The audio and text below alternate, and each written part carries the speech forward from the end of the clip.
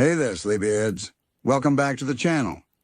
Before we drift into tonight's tale of lore of things that never existed, I'd love to know, where in the world are you watching from tonight? And what time is it for you right now? Drop it in the comments below. It's always magical seeing how far and wide this sleepy little community reaches. All right, lights low, blankets up, let's begin. In the quiet hours between dreams, when the waking world softens at the edges, there exists a place where unreal histories still breathe. It is not a kingdom or a country or even a proper plane of existence, but more of a drifting hallway between realities. Some call it a threshold, others a memory of what might have been. But for tonight, we can think of it as a gentle gallery of forgotten possibilities. And within this gallery lie the kingdoms that were never built. If you listen closely, you can almost hear them, like distant music played on instruments no one ever invented. These are not the grand nations we know from Oo's winding history. They are the soft echoes of realms that stood only for a moment in the multiverse's imagination, flickering in the faint glow of unformed destiny. There was once the outline of a kingdom made entirely of drifting sand and living glass. It shimmered on the border of reality for the smallest fraction of cosmic time, shaped by a version of Princess Bubblegum who never unlocked the secret of candy life.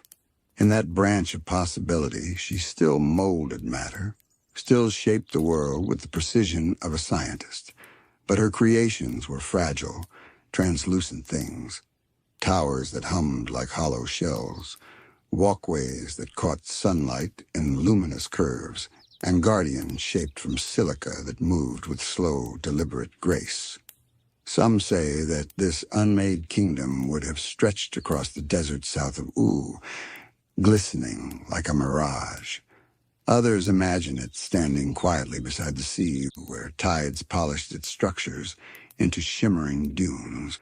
But wherever it might have settled, one thing seems certain. It would have been peaceful still, a place where sound softened into whispers, and even the wind moved with gentle caution. Another kingdom that nearly came to be was born from the Fire Kingdom's absence. In a reality where flame never ignited deep beneath the earth, the mountain that holds the fire crown remained cold and dormant. Without the furnace heart that would one day give rise to flame kings and flame princesses, the mountain grew into a quiet realm ruled by frost spirits and pale blue luminaries. These spirits shaped icicle lanterns that glowed faintly in perpetual dusk, illuminating a civilization built on harmony rather than heat.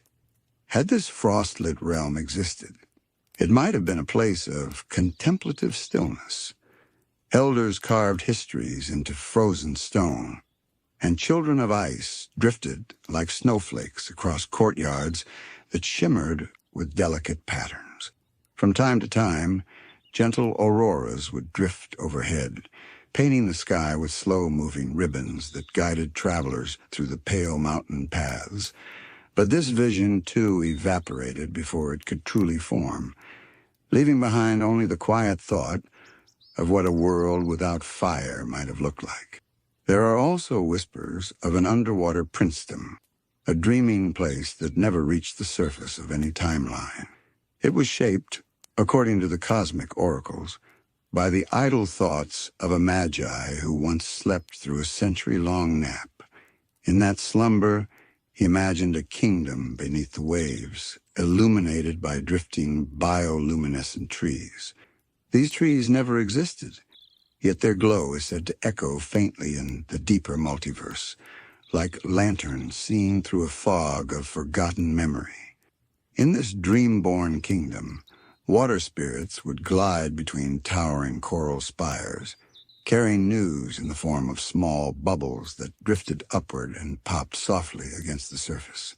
The prince of this realm, a shapeshifter of calm tides, would have ruled with a gentle curiosity, spending his time collecting stories carried by ocean currents, stories of lost islands, forgotten treasures, and shipwrecked wanderers. It would have been a place where everything moved slowly, as though time itself was lulled into a peaceful trance by the rhythmic push and pull of the sea. Even though this princedom never slipped fully into existence, the idea of it lingers. Sometimes, those who dream near the coast claim to glimpse faint lights shimmering beneath the waves at night, glowing with the tenderness of something that almost was. Some kingdoms slipped even closer to reality before dissolving. One such realm is known only through faint traces, like the impressions left on a pillow long after someone rises from sleep. This was the Meadow Kingdom, a place that could have formed in the rolling green between the grasslands and the ancient ruins of the Mushroom War. In the faint shimmer of its nearly born timeline, the land was ruled not by a single monarch, but by a collection of gentle caretakers, beings made of wind, pollen, and drifting petals. If it had solidified into existence, the Meadow Kingdom would have been a haven of soft colors and patient seasons.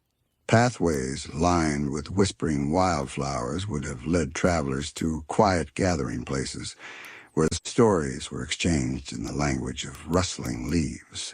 At night, glowing meadow spirits would hover above the fields, illuminating the hills with a warm, drowsy light.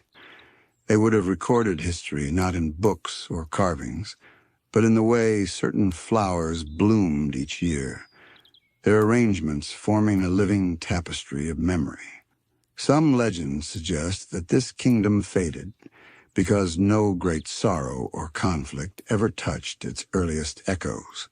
The multiverse, curious and restless, sometimes nudges potential worlds toward complexity.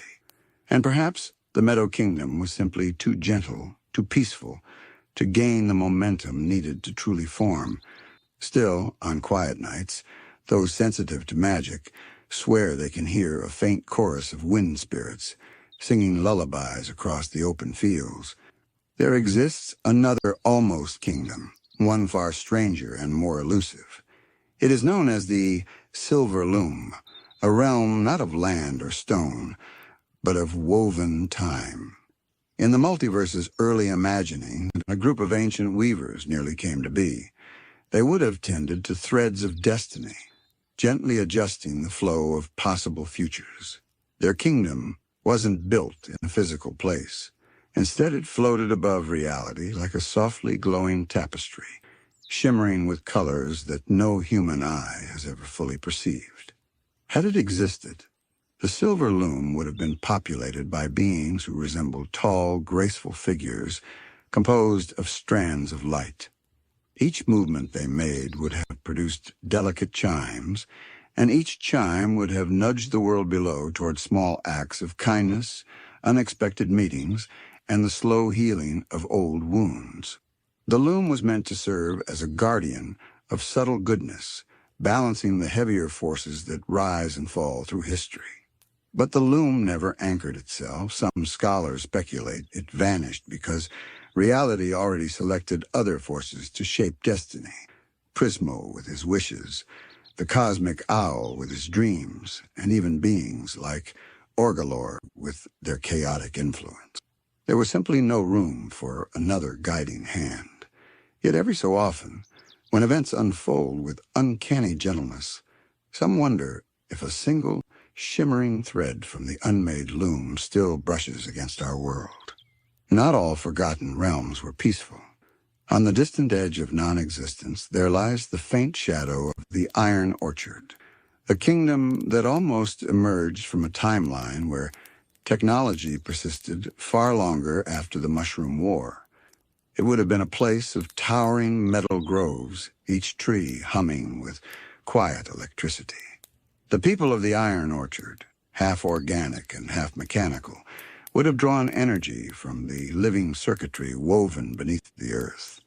Their limbs would have shimmered with a cool silver glow, and their hearts would have pulsed with both warmth and machinery. In that unreal future, the orchard might have become a sanctuary for lost knowledge. Scholars would have walked among the metal trees, collecting fragments of pre-war memory stored in tiny crystalline fruits. These fruits held echoes of forgotten inventions and half-remembered worlds. Despite its technological appearance, the iron orchard would have been surprisingly serene. The constant hum of energy would have created a soothing, rhythmic ambience like a lullaby composed of gentle static and low resonant tones.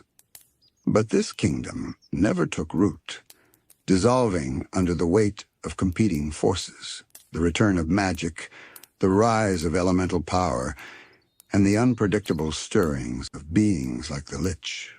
The world of Ooh could not support such a delicate fusion of machine and nature, and so the iron orchard faded into the multiverse's passing daydreams. There is one final unbuilt realm whispered about by cosmic wanderers, the Hollow City.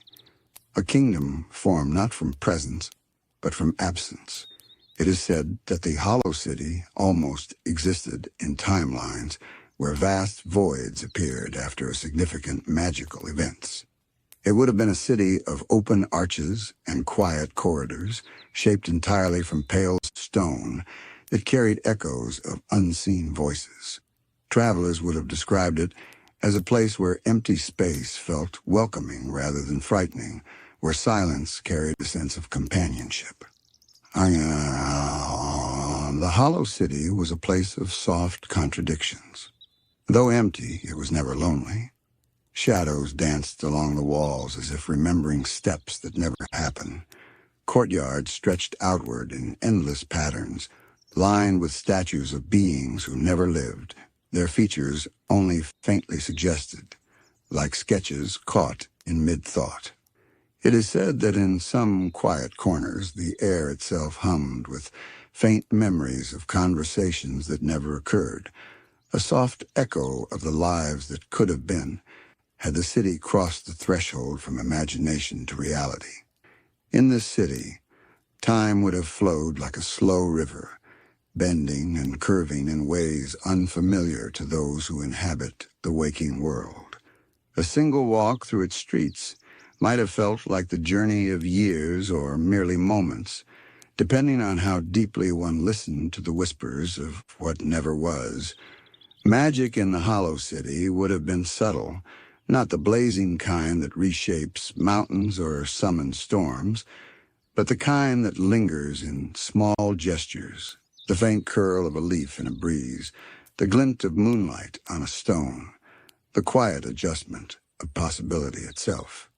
Some theorists suggest that the Hollow City existed for only a heartbeat in the multiverse, fading before any being could truly set foot inside.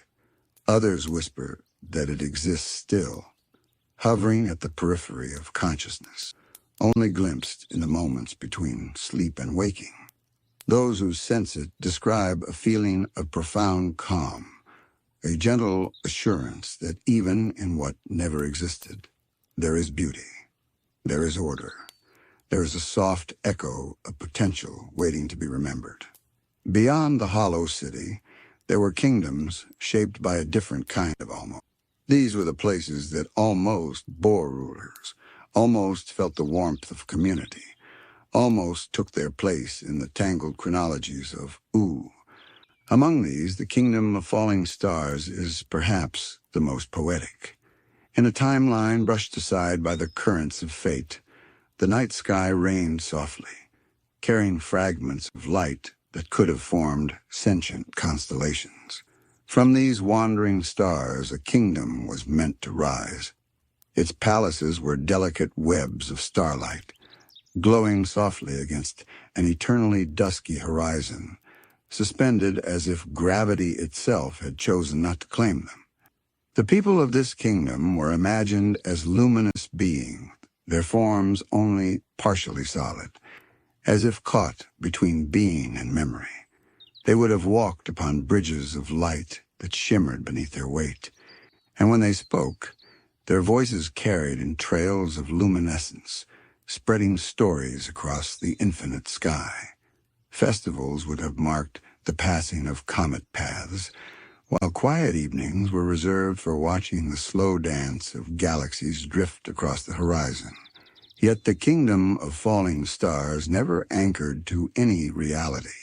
Its brilliance remains only as a whisper in the multiverse, a memory too delicate for existence, shining faintly in the corners of dreams. Even more curious are the mirror realms, kingdoms that might have emerged as reflections of already existing lands, but inverting all that we know. Imagine a candy kingdom where the candy is soft and silent, a world where sweetness is muted, almost fragile, and the citizens move in slow, deliberate rhythm. In that mirrored space, laughter is a gentle hum. The walls glow faintly without the bold energy of color, and the architecture is delicate, almost unreal. The mirror realms never fully manifested, because they were tethered not to one timeline, but to countless variations of reality, making their existence too unstable to persist. Yet the multiverse remembers them. In the subtle ways a dream lingers after waking. A passing traveler might notice the suggestion of a candy tower in their peripheral vision, a faint shimmer where a castle might have stood, and never know whether it was truly there or simply an echo of what almost existed. These realms teach us that not all kingdoms need to manifest fully to leave their mark.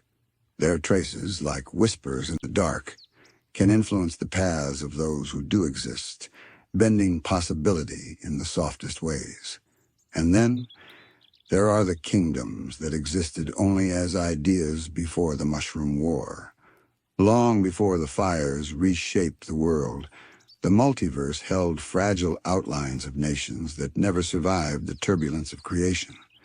One such place was a kingdom of drifting leaves and ever-changing seasons, where every tree held the memory of a different timeline, and every gust of wind told a story of the world that might have been. This kingdom, if it had fully formed, would have been in constant transformation, never settling, never solidifying, yet never chaotic. Life within it would have been fluid, adapting to the ebb and flow of possibility, a living reflection of the multiverse itself. Its people, too, were fleeting, formed only for moments, their appearances shimmering and half-transparent, like morning mist over a quiet pond.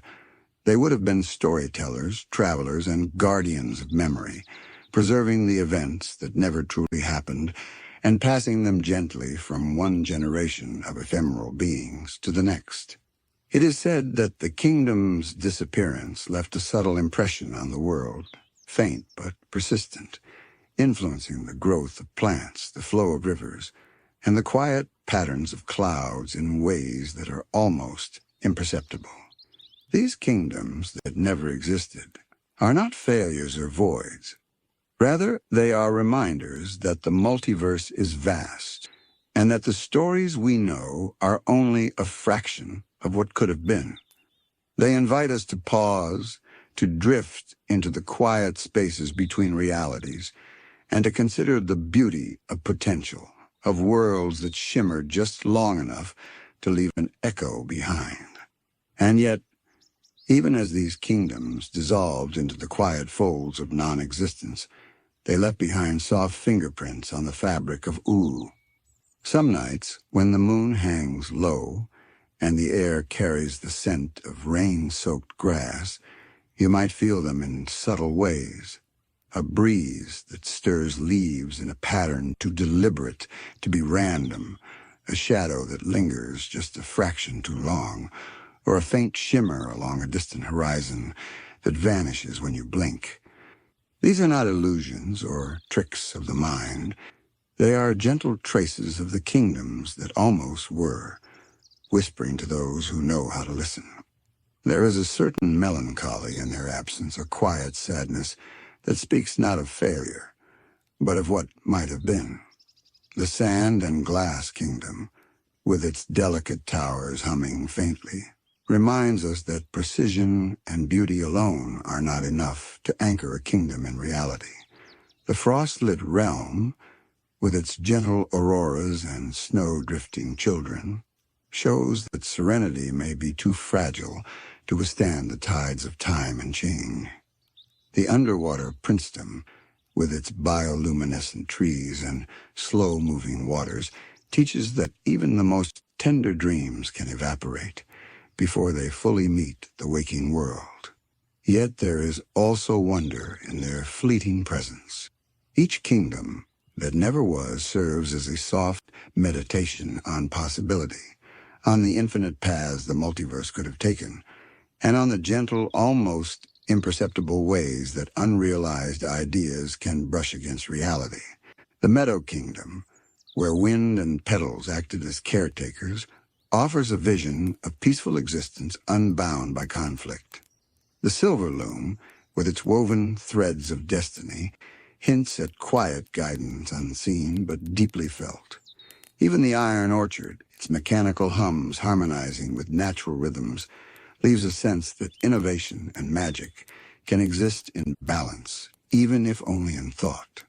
The Hollow City, perhaps the most ethereal of them all, teaches a lesson about absence itself, that emptiness can be filled with soft echoes, that silence can be companionable, and that spaces untouched by life or time still carry stories if we pause long enough to notice. Its corridors, its arches, and its faintly glowing walls are a reminder that non-existence is not void, but a different kind of presence. It is a space where imagination gently lingers, brushing against our consciousness in ways we might scarcely understand. And then, of course, there is the kingdom of falling stars, shimmering faintly in timelines that never fully formed. Its luminous beings, its bridges of light, and its quiet festivals of comet paths remind us that beauty and wonder do not always need to be tangible to be real. They exist, even if only for a moment, in the edges of possibility, and in that existence, they leave a gentle mark on the multiverse, like a soft footprint in wet sand that is quickly washed away but still remembered for a heartbeat. The Mirror Realms, with their quiet inversion of familiar lands, invite contemplation of contrast and reflection. Even as they never solidified, they whisper lessons about the fragility of reality, the choices that define existence, and the hidden patterns that might exist just out of reach. And the drifting kingdoms born before the Mushroom War, with their ever-changing seasons, their ephemeral people, and their delicate rhythms, show that even worlds that exist only as ideas can possess depth, character, and a soft, enduring magic. All of these unrealized realms together form a quiet constellation of possibility. They remind us that for every kingdom we see, for every palace and tower and forest that stands in ooh, there are countless others that shimmer only at the edges of consciousness. They encourage us to linger in imagination, to drift through thought, and to honor the gentle, unseen magic of what could have been. In their absence, there is still a presence, a lullaby for the mind, soft and patient, inviting us to rest, to dream, and to wander through the quiet corridors of possibility where kingdoms wait in silence, just beyond the veil of reality. So tonight, as you settle deeper under your blankets and the world grows still around you, imagine walking through these unbuilt kingdoms. Feel the shimmer of glass towers beneath your fingertips. Listen to the wind drifting through frozen mountains, and watch faint lights glimmer beneath the waves. Let yourself float in the quiet, unhurried spaces where ideas of what never existed softly sway, reminding you that even in absence, there is wonder, there is magic, and there is a gentle, enduring story waiting to be heard. Now that we've wandered through the quiet corridors of kingdoms that never existed, let us drift even further into the multiverse, into the tender spaces where life almost emerged, but never fully took form. These are the characters who were never born, those whose presence lingers only in possibility, in whispers of alternate timelines, and in the subtle folds of what could have been. They are shadows of people who might have walked the lands of Uru, shaping events, sharing laughter, and perhaps leaving memories that now exist only in echoes. Imagine for a moment an alternate Finn, one whose path diverged before the Mushroom War touched the land. In this timeline, he had a sibling who never took their first breath. The air was heavy with soft potential, a child who might have grown alongside him, learning the gentle rhythm of swordplay, the quiet joy of exploring forests at dusk, the tender bonds of friendship. Some nights, those who have a sharp sense for the unseen claim they can feel the warmth of this unreal sibling's presence, a soft, guiding hand brushing against the lives that did continue, as if reminding the living that what never was still matters.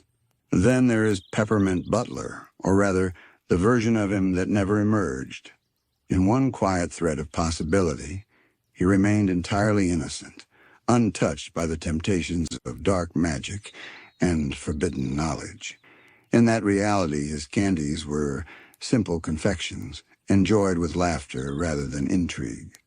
The quiet corners of the candy kingdom would have smelled sweeter, lighter, and perhaps even softer, as if the absence of shadow created space for an entirely different kind of warmth to exist.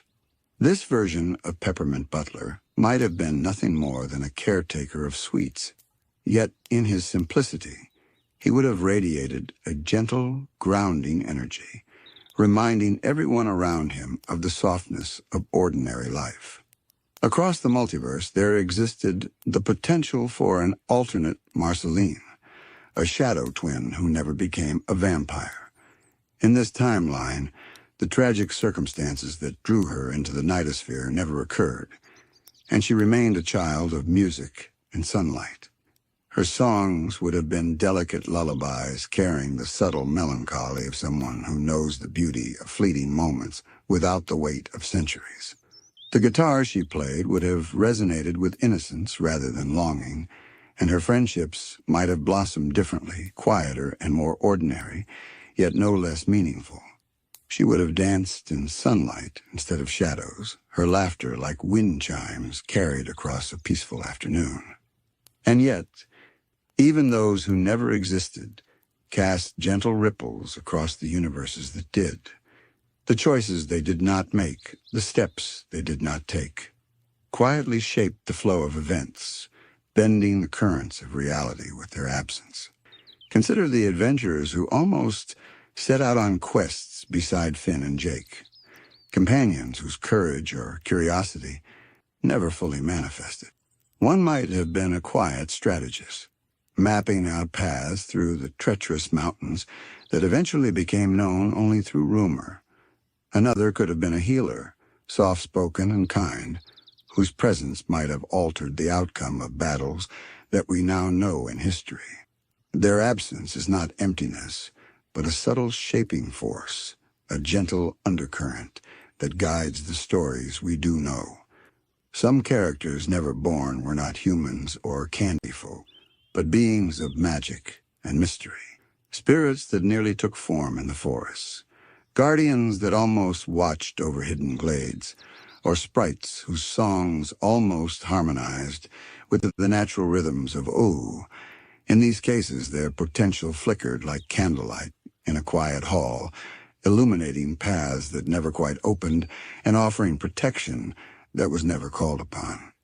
Even in their absence, one can sense a lingering calm, a soft balance preserved in the quiet corners of the multiverse, as if the world knew that not all life needed to emerge fully to leave a mark. And then there are the characters who almost became legends, whose names would have been whispered across kingdoms and forests, yet never crossed the threshold from idea to reality. Perhaps a hero who could have rivaled Finn, wandering through ruins with a sword that hummed with gentle magic. Perhaps a villain who might have introduced subtle chaos, not in a destructive roar, but through quiet, thoughtful mischief that altered destinies in the smallest ways. In some unseen threads of the multiverse, these beings exist for a heartbeat, long enough to leave traces in dreams, then vanish, like sparks extinguished before they can illuminate the night sky. In some quiet branches of possibility, Finn might have had a friend who never came to be, a companion shaped from the soft edges of imagination. This friend would have been gentle yet adventurous, a presence that balanced Finn's boldness with a calm reflection. Together, they might have wandered the forests and hills of Ooh in twilight, their laughter carried by the breeze, mingling with the distant calls of unseen creatures. Yet in this timeline, the friend remained unformed, a soft shadow in the space between what is and what could have been. Sometimes, when Finn rests after a long day of adventure, one might imagine that he feels the gentle echo of that missing presence, a comforting warmth that is never fully explained. Consider also an alternate version of Princess Bubblegum, one who never ascended to her role as ruler of the Candy Kingdom. In a world where she remained a curious child, experimenting quietly in forgotten laboratories, the people around her would have grown differently. Those small, unformed experiments, both living and inanimate, might have developed along tender paths of gentle discovery, rather than the bold, commanding direction she later took. The citizens of this unreal kingdom would have thrived in simplicity, their days untroubled by wars or plots, their laughter soft and uninterrupted. In some corners of the multiverse, this version of PB might have lived her life entirely in wonder, a quiet observer of nature and friendship rather than the architect, politics, and diplomacy. Even magical beings were subject to these unrealized threads. A version of Jake could have existed who never discovered his stretching powers, remaining small and unremarkable in form. His adventures might have been different, slower, more contemplative, filled with quiet moments of companionship rather than heroic feats. Yet even as he faded from possibility, the warmth they would have offered lingered as an almost presence, a comforting resonance in the lives of those who do exist. It is curious to think how such a small divergence, a single power never awakened, can ripple softly through countless timelines, leaving invisible traces in the tapestry of Ooh. Some of the characters who never were creatures of subtle influence. Imagine a spirit that almost became the guardian of the nightosphere, one who could have taught restraint to the restless entities dwelling within. Perhaps it would have guided them not with force, but with gentle, reflective wisdom, helping to temper impulses with calm understanding. Its presence would have altered the course of many interactions, creating quieter outcomes and softer resolutions. And yet, in the unfolding of reality, this guardian never fully came into being, leaving the nightosphere to develop its own chaotic, untamed rhythm. Still, in the quiet spaces of imagination, its guidance remains faintly audible, like a lullaby carried on a cool night wind. There are also alternate beings whose existence was never bound to heroism or villainy, but to quiet, almost invisible magic. A child of the Enchiridion might have been born, destined to learn spells that were never written, a keeper of forgotten knowledge who would have wandered the edges of the known world, observing the subtleties of life and magic alike. Their magic would have been small and soft, influencing hearts and minds rather than shaping mountains or skies. And though they never crossed the threshold of reality, the gentle intention behind their potential continues to ripple subtly through the multiverse, a whisper that teaches even in absence. Even characters who might have been minor companions carry profound weight in the space of non-existence. A wandering bard who never sang, a healer who never practiced, or a scout who never journeyed into the dark corners of Ooh All of these almost people left trails in the multiverse, shaping how others moved, acted, and remembered. Sometimes it is easier to feel their presence than to see it, a quiet tug at the edges of consciousness. A reminder that absence itself is part of the texture of reality. The more we explore, the more we realize that these characters who never were are not simply missing. They are present in subtle ways. They are the breath between notes of a song, the spaces between stars in the night sky, the soft pause in the story that allows everything else to shine. In thinking of them, we are invited to wander the infinite hallways of potential, to notice the paths not taken, and to drift in the quiet beauty of what might have been, allowing imagination to fill the spaces that reality leaves behind. Beyond the better-known almost heroes, there are figures whose absence is even more quietly profound. Imagine an alternate lump space princess, a version of her that never developed the volatile temperament we know. In this timeline, her form still shimmered with soft lilac hues, but she moved with deliberate grace and spoke in gentle, melodic tones. She wandered the cosmos with curiosity rather than drama, exploring the hidden corners of lumpy space without stirring storms. The friends she never met, the conflicts she never sparked, and the moments of guidance she might have offered now exist only as whispers in the multiverse, faint echoes that brush against the stories we do know. Even Ice King had possibilities that never fully manifested. In one branch of potential timelines, he never discovered the ice crown, never fell into the slow spiral of isolation and obsession. Simon Petrikov might have remained entirely grounded, a scholar who explored ancient ruins with careful, measured steps, teaching others about the quiet histories of Ooh rather than wandering in solitude with a crown of frozen magic. In that reality, the lives he touched were simple but profound, filled with ordinary kindnesses that carried a different sort of magic, one that didn't reshape the world with power but with a gentle presence. The absence of this alternate Simon leaves a subtle void in the multiverse, a note of serenity that never fully resonated, but whose absence still shapes the stories that unfolded. And then there are entirely unformed characters whose existence was imagined in the earliest whispers of creativity, only to vanish before leaving their mark.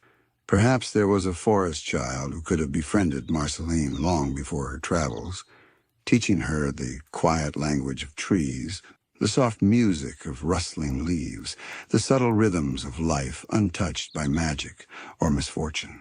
Or a wandering scholar destined to record the lost histories of unbuilt kingdoms, whose journals might have contained the secrets of realms we can only imagine now. Their lives never begun are as fragile as gossamer threads, yet they gently ripple outward, influencing the unfolding of events in ways impossible to measure. Some of these unrealized beings carried potential for love and companionship, quiet connections that would have lingered softly like candlelight. An unformed companion for Finn might have whispered encouragement in times of doubt, a soft reminder that courage is not only a matter of action, but also of heart. An alternate flame princess could have existed, gentle and introspective, shaping the Fire Kingdom not with fury but with calm warmth.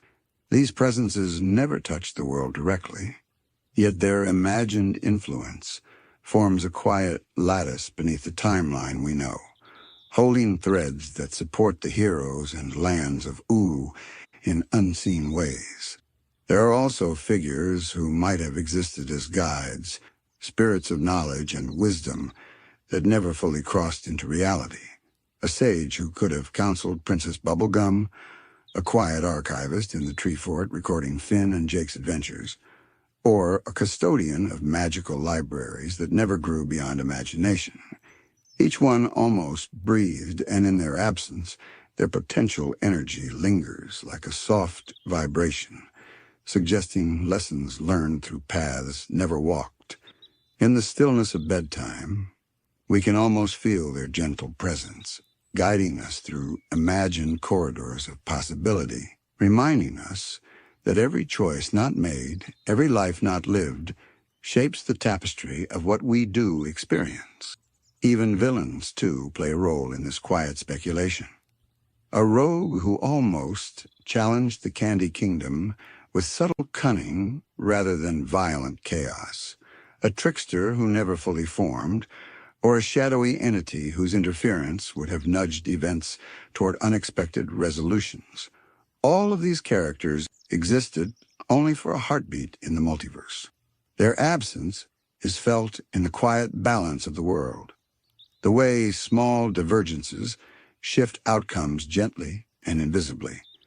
They teach us that even those who never arrive can influence reality through the sheer possibility of their existence. In some alternate threads, entire groups of companions never assembled, their interactions dissolving before friendship could fully blossom. A team of adventurers beside Finn and Jake might have formed with subtle variations in courage, humor, and kindness. Some would have led, some followed, and some simply observed. Yet in these unrealized groupings, the bonds never hardened into memory, leaving only the faint sensation of camaraderie that could have been. When we imagine these characters, we feel their influence on the flow of stories, as if the multiverse itself remembers the places they almost filled. These characters who were never born remind us that absence is not emptiness. They are delicate threads woven into the unseen fabric of possibility, gentle vibrations that echo in the multiverse and in our imaginations. They teach us to linger on the spaces between events, to recognize the power of what never was, and to appreciate the soft, quiet ways that unrealized lives continue to shape reality. Beyond companions and guides, some characters who were never born carried a quiet, almost cosmic significance. Imagine a being who might have existed as a bridge between worlds, one whose essence could gently ease travelers across timelines, smoothing the edges of reality where potential and reality meet. In the threads of the multiverse, where they almost lived, they would have been neither hero nor villain, neither ruler nor subject, but a quiet observer whose actions, though subtle, might have altered destiny. Perhaps they would have whispered truths to wandering souls, nudging choices with a soft, imperceptible hand, leaving ripples of calm in their wake. Their absence is a gentle void, a reminder that sometimes the most important influence is felt in silence. Consider also the untold possibilities of beings tied to magic itself. One such character might have been a young elemental, destined to learn spells that never existed in the canon of Ooh, their powers subtle yet profound. Perhaps they could have shaped the flow of rivers with a gentle gesture, or caused flowers to bloom in response to emotions too quiet to speak aloud. In a reality where they were born, their life would have been woven with the invisible threads of the multiverse, touching events and people in ways that would seem almost accidental. Yet because they never emerged, the magic they might have introduced remains a gentle hum beneath the surface of Ooh, a quiet vibration that whispers only to those who dream deeply. Some characters existed only as fragments of potential within other beings. In one reality, an alternate Finn might have been bolder, quieter, wiser, or softer, depending on tiny divergences in his upbringing. A Marceline who remained mortal might have sung lullabies instead of haunting songs, and a flame princess who never burned might have shared warmth in a far gentler way. Each unrealized variation contributes a shadowy layer to the stories we do know. They never acted, yet their silent influence shapes outcomes subtly, like the unseen pull of a distant moon guiding tides. Even those who never were as individuals may have formed entire families, communities, or lineages that never took root. An entire line of candy-born citizens under an alternate Princess Bubblegum might have lived quiet, harmonious lives, exploring gardens that never grew, and attending festivals that never echoed with music. A clan of elemental beings meant to balance fire and water, earth and air, might have existed for only a single generation, their influence fading before it could be recorded. Their existence, though fleeting, would have carried lessons in compassion, resilience, and the delicate artistry of coexistence, leaving traces in the world's subtle rhythms. And some of the most fascinating, never-born characters were meant to intertwine with the world's mysteries. A sage who almost decoded forgotten prophecies, a wanderer who might have stumbled upon the hidden archives of the multiverse, or a quiet chronicler of events that never happened. These beings would have held knowledge too delicate or too vast to anchor in reality, teaching the importance of subtlety, patience, and observation. Even their absence conveys wisdom, as the multiverse adjusts to the soft space they never occupied. Villains, too, have their quiet shadows. Imagine a trickster who almost guided Finn and Jake through challenges that never arose, or a quiet antagonist whose mischief was gentle, almost nurturing, shaping lessons through minor chaos rather than destructive power. Their influence, unrealized, still echoes in small ways, like soft ripples on a pond, reminding us that even absence has impact. Not all conflicts are loud, and not all guidance is visible. The multiverse of never-born characters is a testament to possibility itself. It teaches that for every life we witness, there are countless others imagined and never realized, each one holding potential for joy, sorrow, and quiet wonder. Some lives are brief, some fleeting, some eternal and thought alone, yet everyone contributes to the unseen balance that shapes the stories that do exist. The absence of these characters is not a void, but a subtle, resonant presence, a reminder that the multiverse is alive not only with what is, but with what might have been. So as you lie back, heavy with the comfort of blankets and the soft glow of night, imagine the faces that never formed, the voices that never spoke, the hands that never reached out. Picture Finn walking with a silent companion, Marceline singing lullabies under the warm sun, Princess Bubblegum discovering knowledge that never shaped kingdoms, and heroes and guides moving quietly through paths that never fully opened. Let the gentle, unseen lives brush softly against your imagination. Even in absence, there is a story. Even in what never was, there is life. The characters who were never born live in whispers, in shadows, in the softest corners of thought and dream, reminding us that every heartbeat of the multiverse carries not only reality, but also the gentle echo of possibility.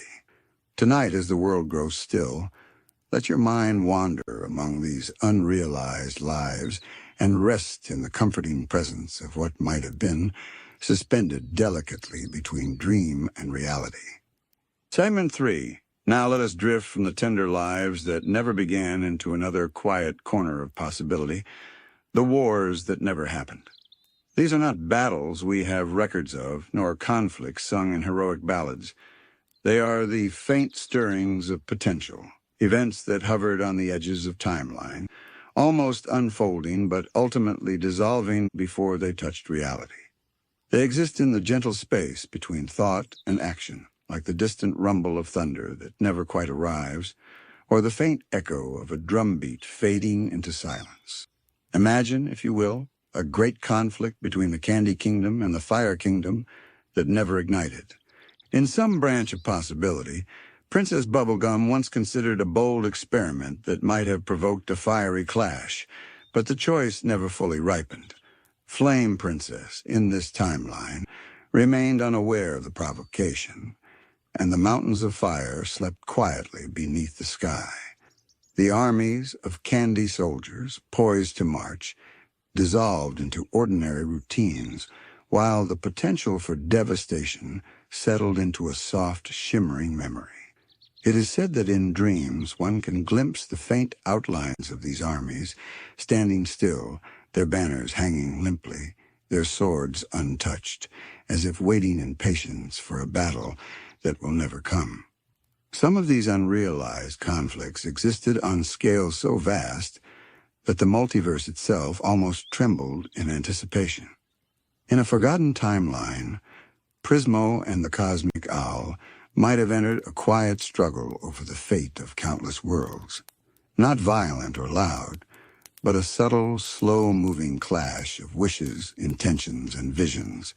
Each minor choice would have shaped distant realities, nudging stars, rivers, and creatures along paths slightly different from those we know. Yet, in this reality, neither acted in opposition.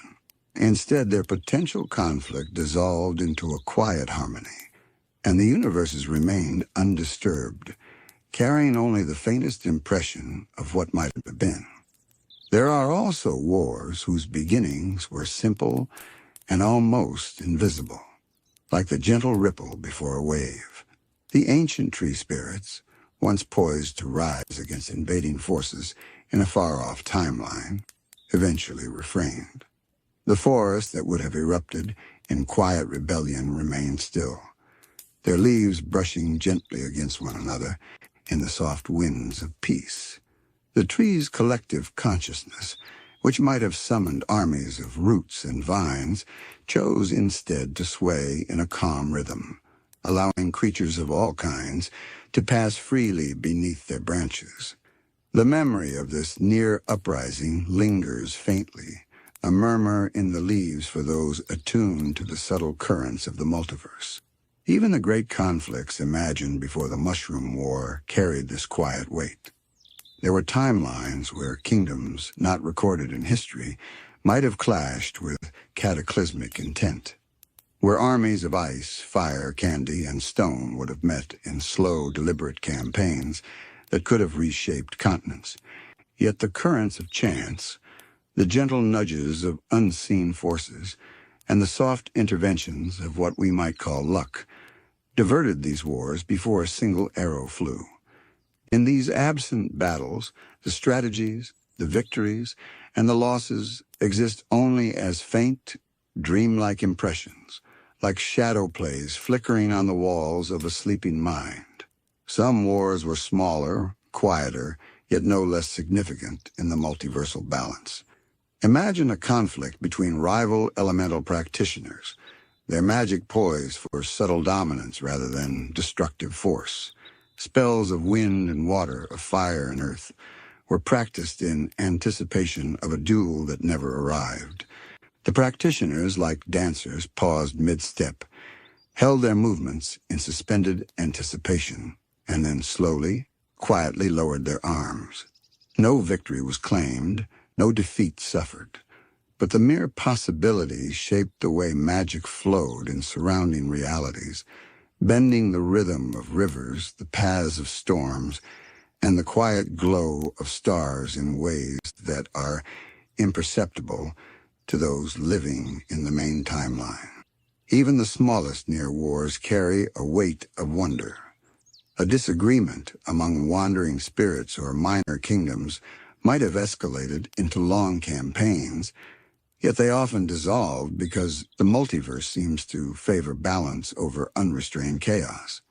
Perhaps one kingdom considered marching against its neighbor, only to pause and reconsider. Perhaps a mage nearly unleashed a spell of domination, only to be swayed by curiosity, hesitation, or the quiet advice of an unseen entity.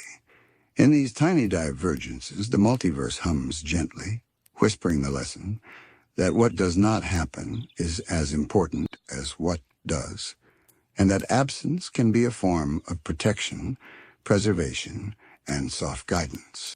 Some of the wars that never happened were meant to be beautiful in their intent. a dance of strategy rather than destruction.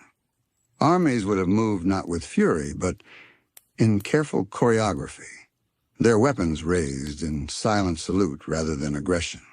Spells would have intertwined across battlefields, creating patterns of light and energy that never hurt anyone, leaving only the impression of elegance, rhythm, and possibility. These imagined conflicts remind us that the multiverse does not only contain violence and chaos, but also potential for art, balance, and quiet wonder, even in events that never fully manifest. Beyond the grand and cosmic near conflicts, there were smaller, quieter wars that hovered just at the edges of reality. One such unrealized clash might have taken place between the Tree Fort Guardians and an imagined legion of wandering constructs, creatures of wood and wire that never fully came into being. These constructs, born from half-formed magic and forgotten invention, might have challenged the peace of ooh with a kind of slow, deliberate persistence. Yet, in this timeline, the confrontation never ignited. The guardians of the tree fort continued their quiet routines, and the constructs remained unrealized, like sketches that dissolve before the ink sets. There were wars of ideals, too, subtle conflicts that almost shaped the philosophies of kingdoms. In a soft, near universe, the citizens of the Candy Kingdom might have been divided over whether to expand their borders into territories that never came under their rule. Plans for campaigns were whispered in corridors that never truly existed, strategies drafted in books that never left the shelves. Leaders who almost rose to command armies chose, instead, to focus on gardens, festivals, and gentle experimentation. These abandoned conflicts leave only the faintest shimmer of tension in the multiverse, like the quiet vibration of a harp string plucked and released before a note fully rings. Even elemental kingdoms had their near battles. Consider the Water Kingdom, a branch of reality where tides could have become weapons and the waves themselves marched as armies. The princes and princesses of this realm trained quietly, preparing spells and enchantments that never needed release.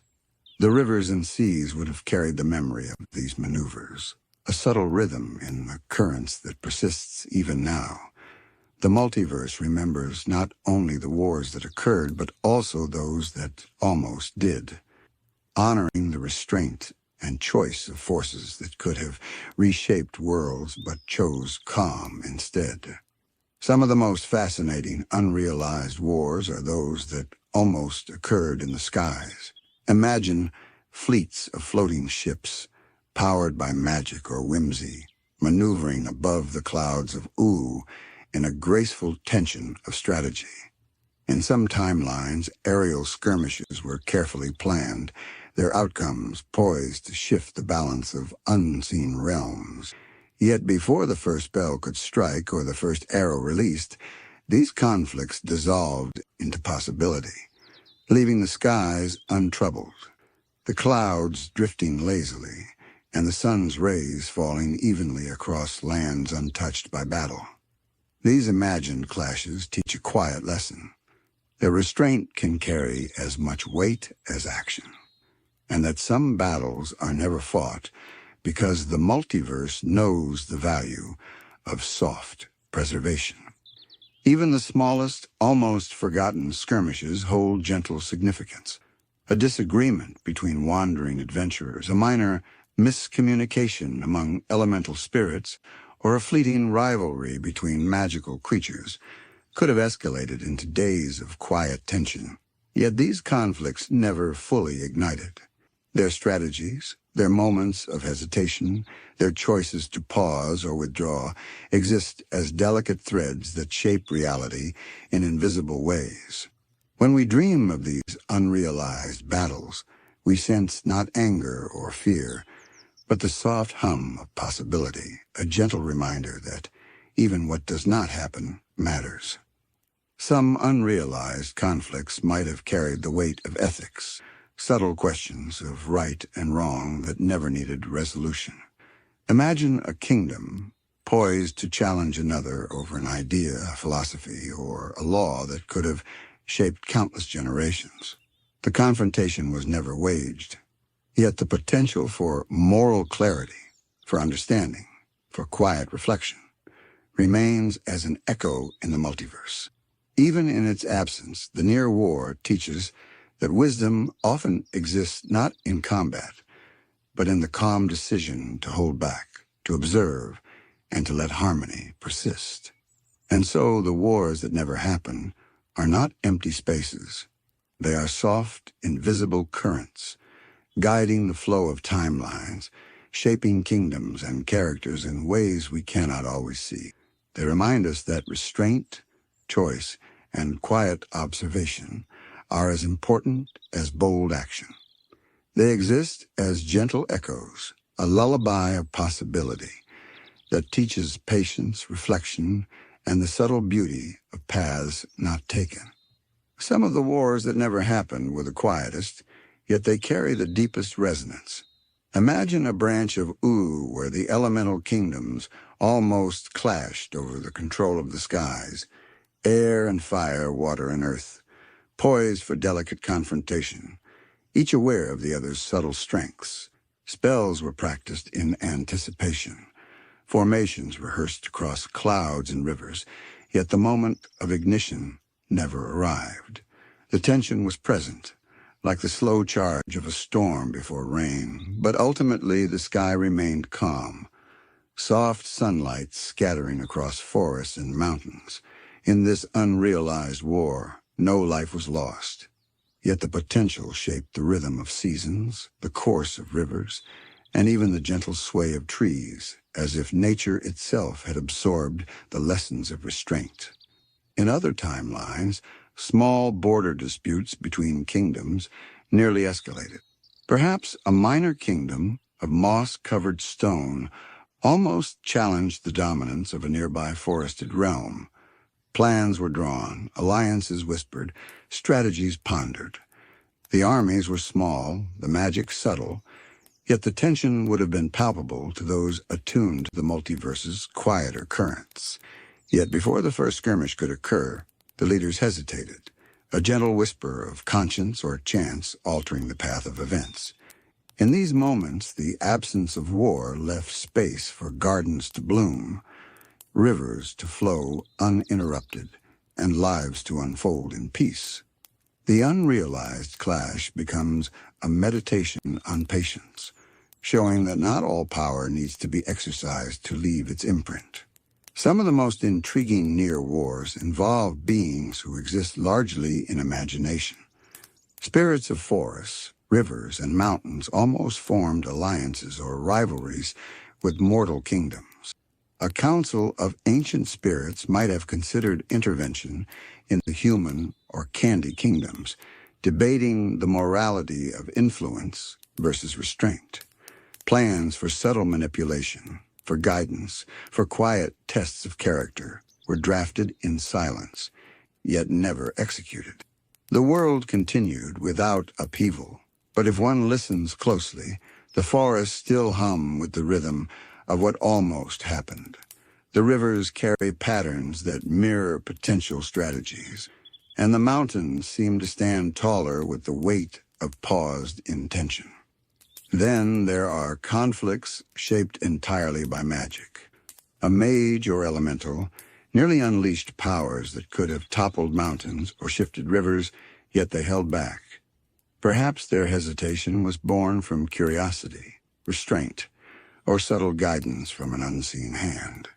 In these moments, the multiverse holds its breath, the quiet energy vibrating with unrealized possibilities. The consequences of restraint are profound. Timelines flow differently.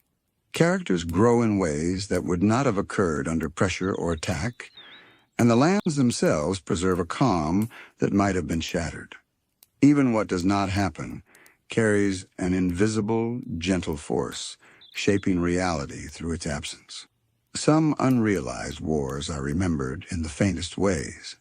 The scattered whispers of a battle never fought can sometimes be felt in the sway of trees or the pattern of clouds, in the quiet rustle of leaves, or the distant glimmer of a river reflecting sunlight. These traces are not memories, not histories, but soft echoes of possibility.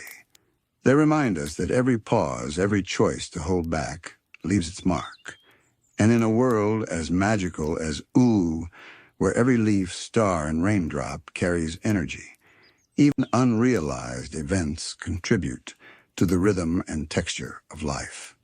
There are near wars that would have shaped characters in ways subtle yet profound. A heroic figure might have faced challenges that never materialized, learning patience, diplomacy, or empathy instead of combat. A villain might have found purpose or distraction elsewhere, avoiding actions that would have caused pain, yet still influencing the world in small, unseen ways.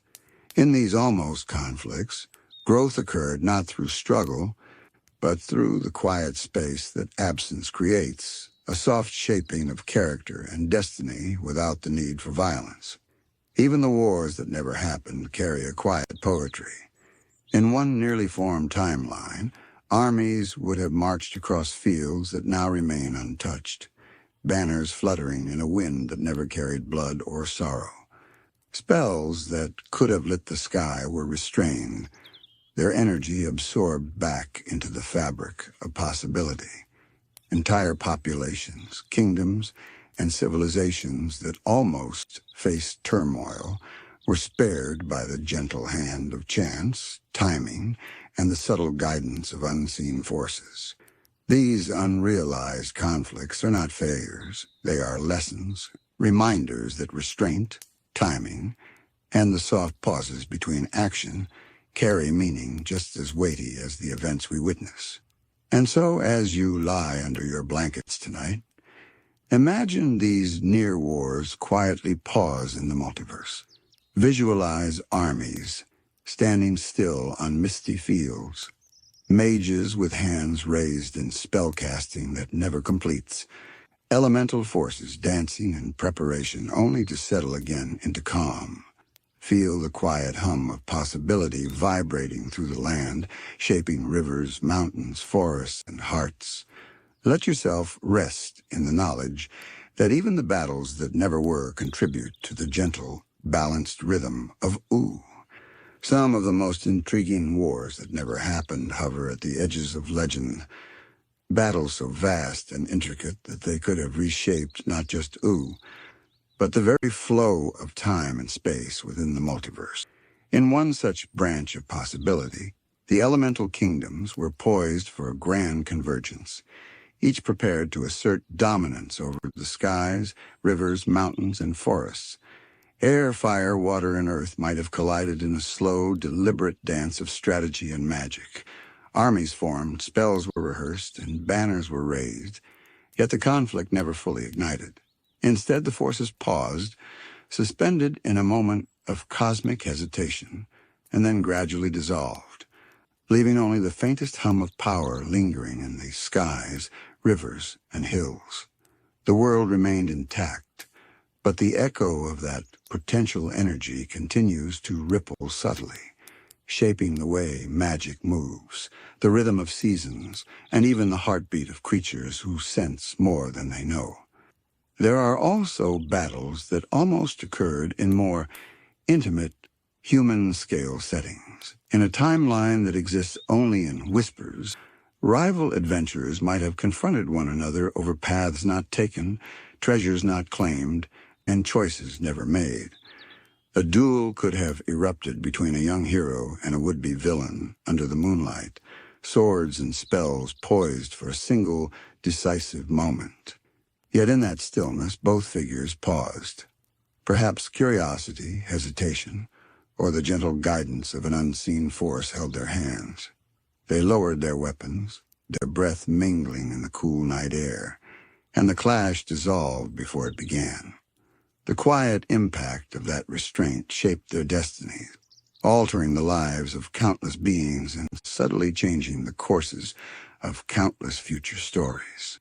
Some unrealized wars were neither destructive nor heroic, but meditative in nature, conflicts of intent rather than violence.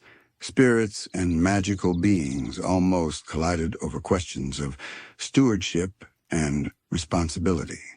Guardians of forests, rivers, and mountains prepared for subtle struggles over influence, planning quiet interventions that never fully manifested. Spells of containment and persuasion were practiced, alliances considered, strategies discussed in hushed tones. The world itself seemed to pause with them, holding its breath in anticipation. Then, as the potential tension reached its peak, it quietly dispersed, leaving a landscape untouched by struggle, but subtly imbued with the balance that might have been. In these gentle non-conflicts, the multiverse teaches a lesson: that restraint, observation, I should say, and timing are as potent as action itself. Even the smallest unrealized skirmishes carry significance in the web of reality. A disagreement among wandering spirits or minor kingdoms could have led to days of subtle tension. But in the timelines we experience, these moments never escalated. The unspoken strategies, the fleeting rivalries, and the brief glimmers of confrontation now exist only as soft impressions on the edges of consciousness. When we close our eyes, it is possible to sense these moments in the way rivers curve slightly differently, the way trees lean, or the way the wind flows over hills. They are quiet echoes of potential, subtle reminders that every non-event leaves its mark, shaping reality as gently as any victory or loss. Some wars that never happened also carried the weight of morality, questions of right and wrong that remained unresolved. A kingdom might have considered invading another over a philosophical disagreement, or a magical council might have debated intervention in mortal affairs. The confrontations, planned and poised, never fully formed. Yet their potential shapes the choices of those who do act, subtly influencing decisions, alliances, and outcomes. These absent conflicts teach that wisdom is not only in victory, but in knowing when to pause, to observe, and to allow harmony to continue undisturbed. There are also battles of imagination, cosmic duels that hover between thought and reality. In a near universe, Prismo might have confronted alternate versions of himself to protect the balance of wishes, or the cosmic owl could have orchestrated subtle interventions to prevent disastrous outcomes. These confrontations were planned, almost enacted, but ultimately left unfulfilled. Their absence does not erase influence. Rather, it leaves a delicate resonance, a vibration through the multiverse that reminds us how much the unmanifested shapes the worlds that exist. The wars that never happened are soft, unseen currents that run beneath the events we do witness. They teach that restraint is a form of strength, that potential carries weight even without execution, and that absence can be a quiet, shaping force. The fields where armies might have clashed remain green and undisturbed, the rivers flow uninterrupted, and the skies shimmer with the faint memory of magic that could have torn them asunder. Even in non-existence, these conflicts whisper lessons of balance, patience, and the gentle wisdom of timing. So tonight, as your eyes grow heavy and the world around you fades into quiet, imagine these wars suspended in time. Visualize armies frozen on misty fields, mages with hands raised mid-spell, and elemental forces poised for battle that never begins. Feel the soft hum of possibility vibrating through the air, the rivers, the forests, and the mountains. Let the quiet knowledge of restraint, the beauty of non-action, and the echoes of unrealized conflict settle around you. In the multiverse of what never was, even battles leave traces of wonder, gentle reminders that absence is as much a part of existence as presence itself. Now let us drift into a realm even quieter and more mysterious, then the lives unformed and the wars unrealized. Tonight we explore the gods who almost existed, divine beings whose essence lingered in the spaces between thought and reality, beings whose creation was whispered in possibility but never fully came to life. These are not the gods we know from the cosmic owl, Prismo, or the mysterious entities glimpsed in fleeting visions, but entities that nearly took form, whose influence might have shaped everything if only they had crossed the threshold into existence. Imagine a god of balance, poised to oversee the flow of time across all timelines, whose presence might have smoothed the jagged edges of conflict and tragedy. In some near universe, this deity's awareness hovered just beyond perception, almost solidifying into thought, almost sending gentle ripples through the kingdoms and lands. They might have intervened quietly, nudging heroes and villains alike toward lessons rather than catastrophe. Yet the moment never arrived, and the deity remained a faint hum in the fabric of reality. The multiverse, sensitive to what might have been, remembers even the potential presence of such beings. Their absence leaves a soft void, a gentle space for other powers to weave the threads of fate. Then there is the god of dreams, whose imagined dominion might have extended over sleep itself, guiding the visions of mortal spirits and adventurers alike. In one quiet timeline, this deity almost whispered across the slumbering minds of shaping imaginations, inspiring creativity, and weaving subtle prophecies into the subconscious. Heroes could have received guidance in the softest of ways, while villains might have glimpsed the consequences of their actions before choosing paths of destruction. Yet this god never fully emerged, leaving dreams untouched, mysterious, and free to unfold unpredictably. Still, the gentle echo of this near divinity hums faintly in the night, a lullaby for those who lie in the quiet darkness of sleep, reminding us of the unseen possibilities in every moment. There were also gods whose existence was tied to the elemental forces themselves. One such deity might have governed the subtle rhythms of fire, not in destruction, but in warmth and illumination. Another might have guided the quiet flow of rivers and the slow growth of forests, teaching the natural world the art of patience and measured movement. A god of wind might have almost inspired exploration and curiosity, carrying travelers across distant lands. In these almost realized forms, their presence would have been gentle rather than imposing, a nurturing, guiding hand over the unfolding of all things. Yet for reasons lost to time and chance, these beings never fully breathed, never raised their influence into perception, leaving only traces in the currents of nature, the subtle bends of rivers and the hush of wind across open fields.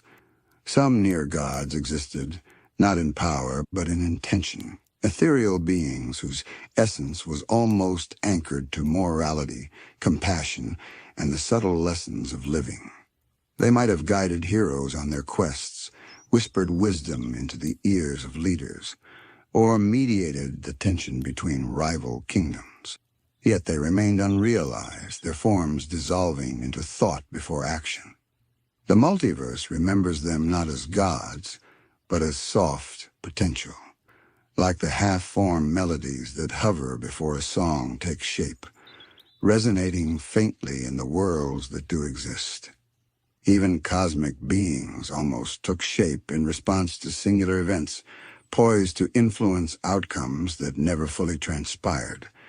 Imagine a deity born to witness the first spark of the Mushroom War, meant to safeguard innocence and guide recovery, yet never fully emerging.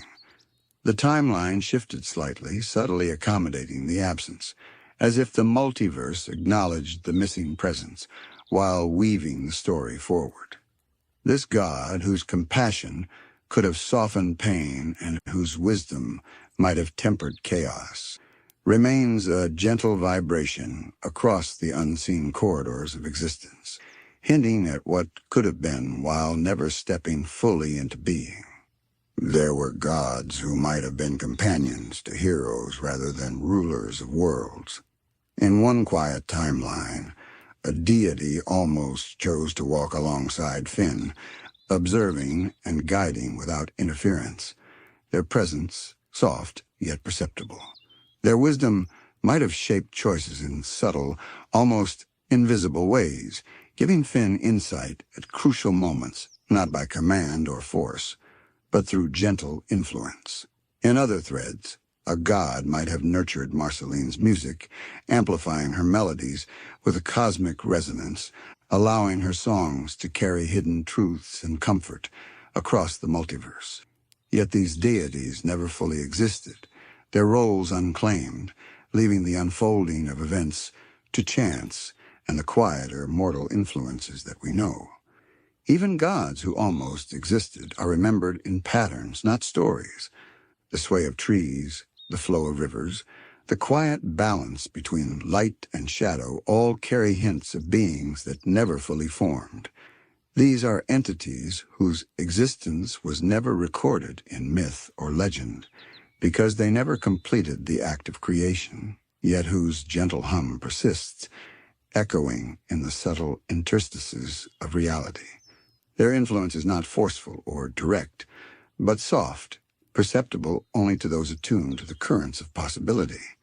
Some gods who almost existed were intimately tied to the passage of time itself. In one near universe, there might have been a deity whose gentle awareness monitored the unfolding of years, centuries, and millennia, guiding events so that the rhythm of Oo was steady and harmonious. This god could have subtly altered choices, nudged decisions, or whispered insight into the hearts of rulers, adventurers, and magical beings alike.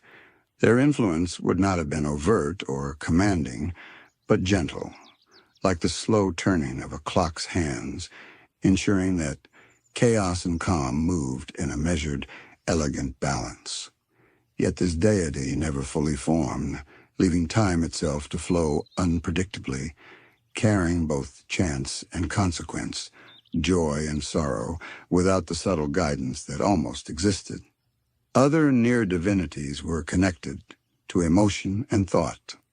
A god of quiet reflection might have inspired introspection in the hearts of adventurers, helping them see the consequences of actions before taking steps that could harm themselves or others. A deity of laughter and joy might have filled the lives of ordinary citizens with gentle warmth, tempering fear and despair with soft, unseen influence. In the multiverse, the absence of these beings leaves small voids, spaces where the lessons they might have imparted exist only as soft ripples, like the faint glow of a candle just out of reach. Even unrealized, they resonate in ways that touch everything without leaving a mark we can name. There were also gods almost tied to the material world, guardians of natural and magical structures alike. One might have existed to guide the growth of forests, another to shape rivers in ways that nurtured both life and adventure. A deity of mountains could have influenced the rising and falling of peaks, ensuring safe passages and shelter for those who traveled below. Their presence would have been a subtle choreography of cause and effect, a divine hand that moved without recognition, shaping the physical world with tender care.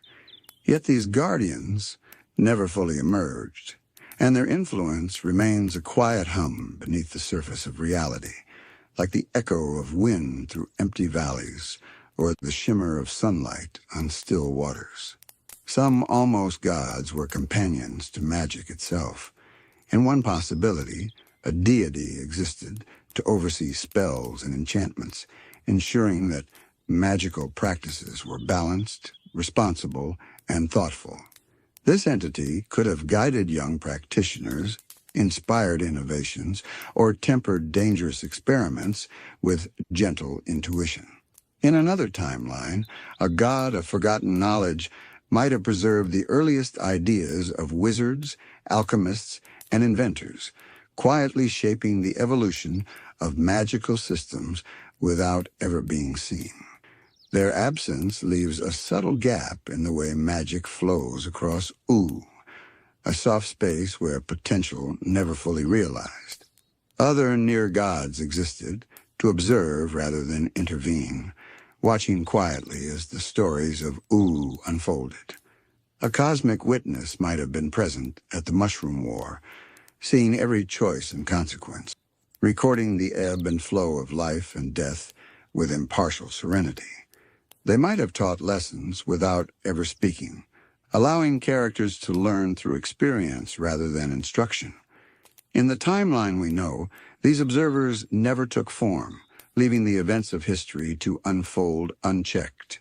Yet their imagined presence continues to ripple through possibility, suggesting that even those who never act leave an invisible imprint. Even the gods who almost existed sometimes intersected with the lives of heroes in subtle, unseen ways.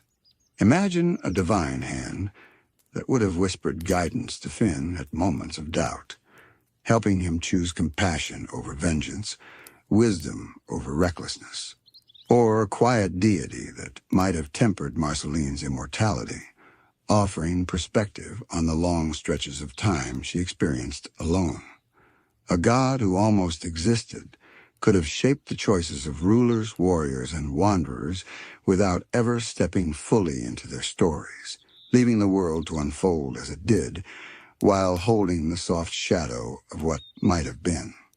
The beauty of these unrealized divinities is not in their absence alone, but in the gentle lessons they impart without form or name. They exist in the quiet pauses between action and consequence, in the stillness between thought and choice, and in the spaces of imagination that awaken when we dream. Even without manifesting, they ripple through the multiverse, reminding us that existence is not only measured by presence, but also by potential, by what almost is, and by the delicate hum of what never fully came to be. Some of the gods who almost existed were tied to the very fabric of reality, entities whose potential presence could have influenced the multiverse in ways both subtle and profound. One might have been a goddess of thresholds, quietly guiding the moments when one world almost touches another, when a choice opens the door to possibility. In timelines where she nearly emerged, adventurers might have felt sudden intuition, a whisper of guidance in moments of danger or doubt. Yet she never fully formed, and the doors she would have tended remained unguarded, allowing events to unfold without her gentle oversight. The multiverse remembers her presence not in stories or histories, but in the soft resonance of decision and consequence, like the delicate hum of a string held in suspended vibration. Another near divinity could have existed as a caretaker of endings and beginnings, overseeing transitions, transformations, and the quiet flow of life. This god might have been responsible for guiding lost spirits, ensuring that rebirth, decay, and renewal followed patterns of harmony and grace. In the absence of their influence, these natural rhythms continued, but without the soft shaping hand that might have tempered chaos or misfortune. Yet even unmanifested, the deity's potential casts a shadow of serenity, a subtle reminder that the multiverse balances itself with or without intervention, and that even unrealized guardians leave faint impressions in the currents of being. There were near gods whose existence was intertwined with the imagination and creativity of One might have existed to inspire artists, musicians, and inventors, subtly guiding innovation and expression without ever revealing themselves.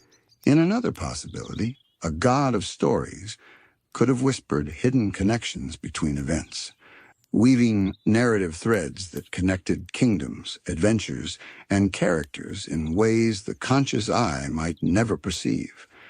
Their presence would have shaped culture, magic, and understanding across the multiverse. But these deities never fully crossed into reality, leaving creativity to flourish independently while holding faint echoes of what might have been. Some almost gods existed in response to individual beings, almost companions to heroes or villains. A quiet, patient deity might have observed Finn, offering guidance only through the soft resonance of intuition, nudging him toward courage, compassion, and empathy. In another timeline, a god might have watched Marceline, teaching her the patience to endure centuries and the subtle understanding of joy and sorrow that comes with longevity. Flame Princess could have had an unseen patron of fire, shaping her powers not through intervention, but through the gentle amplification of natural tendencies toward warmth and protection. These gods, almost present but unrealized, would have shaped the world delicately, leaving marks invisible yet resonant. Even gods of chaos and unpredictability nearly existed, ready to test the flow of reality, introducing subtle challenges that could have led to unexpected growth or discovery. One such being might have gently disrupted kingdoms or adventures, prompting adaptation, ingenuity, yet never fully manifested. Their absence left events to unfold according to more predictable patterns, but the faint hum of their almost presence lingers in anomalies, coincidences, and the unexpected twists that still surprise characters in Ooh. They teach us that even potential chaos has value, that the multiverse is richer for both the things that happen and the things that almost happen. Some near divinities were intimately tied to emotions, governing empathy, sorrow, hope, or joy in subtle, almost imperceptible ways. A god of hope might have whispered strength to weary hearts, while a deity of grief could have tempered sorrow with understanding. In these unrealized forms, the emotional currents of Ooh might have been more balanced, gently guiding citizens, adventurers, and magical beings toward awareness and connection. Yet their absence does not create emptiness.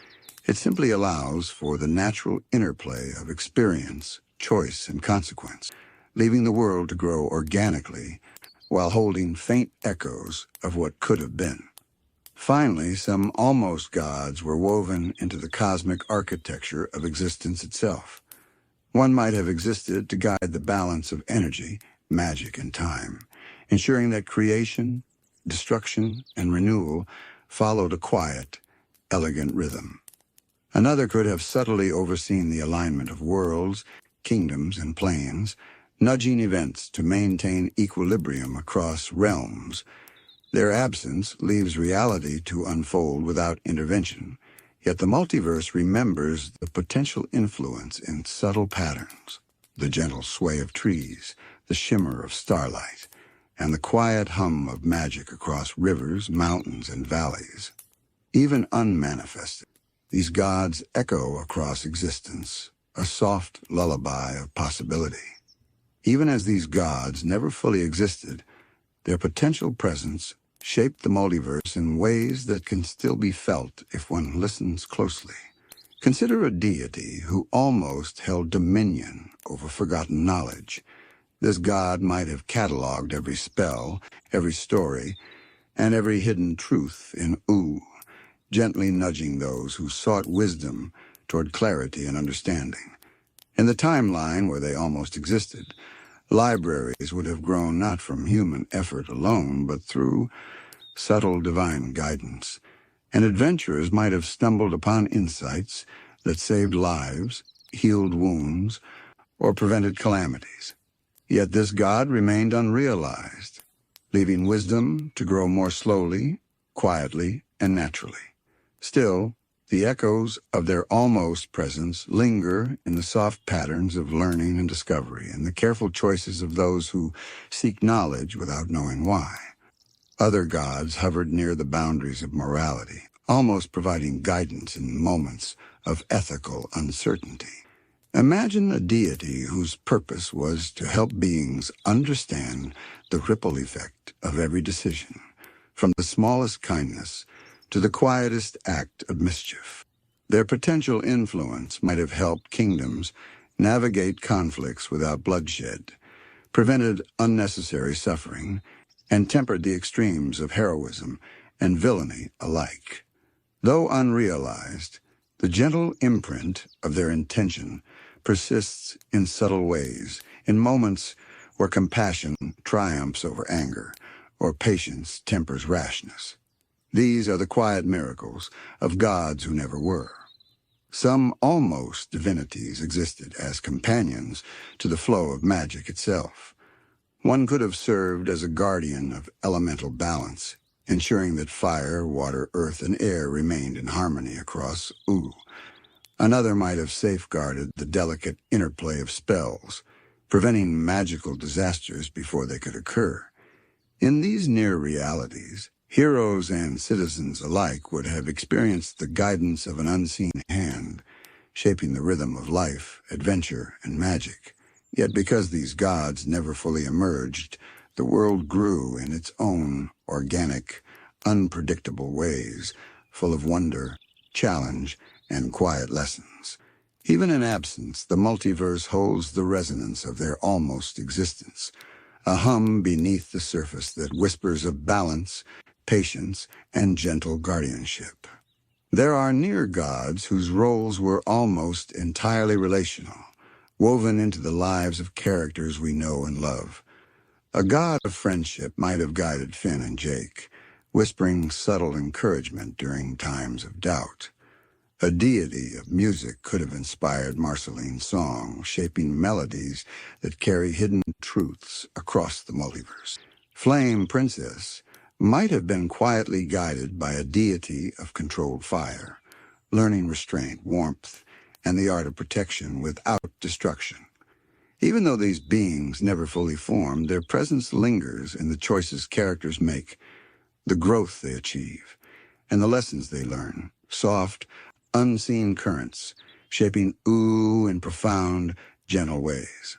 Some almost gods existed as cosmic artists, creating patterns, flows, and rhythms that could have been visible in the sky, the land, or the very structure of reality. One might have painted auroras that subtly guided travelers. Another might have woven clouds into gentle signs of omen and fortune.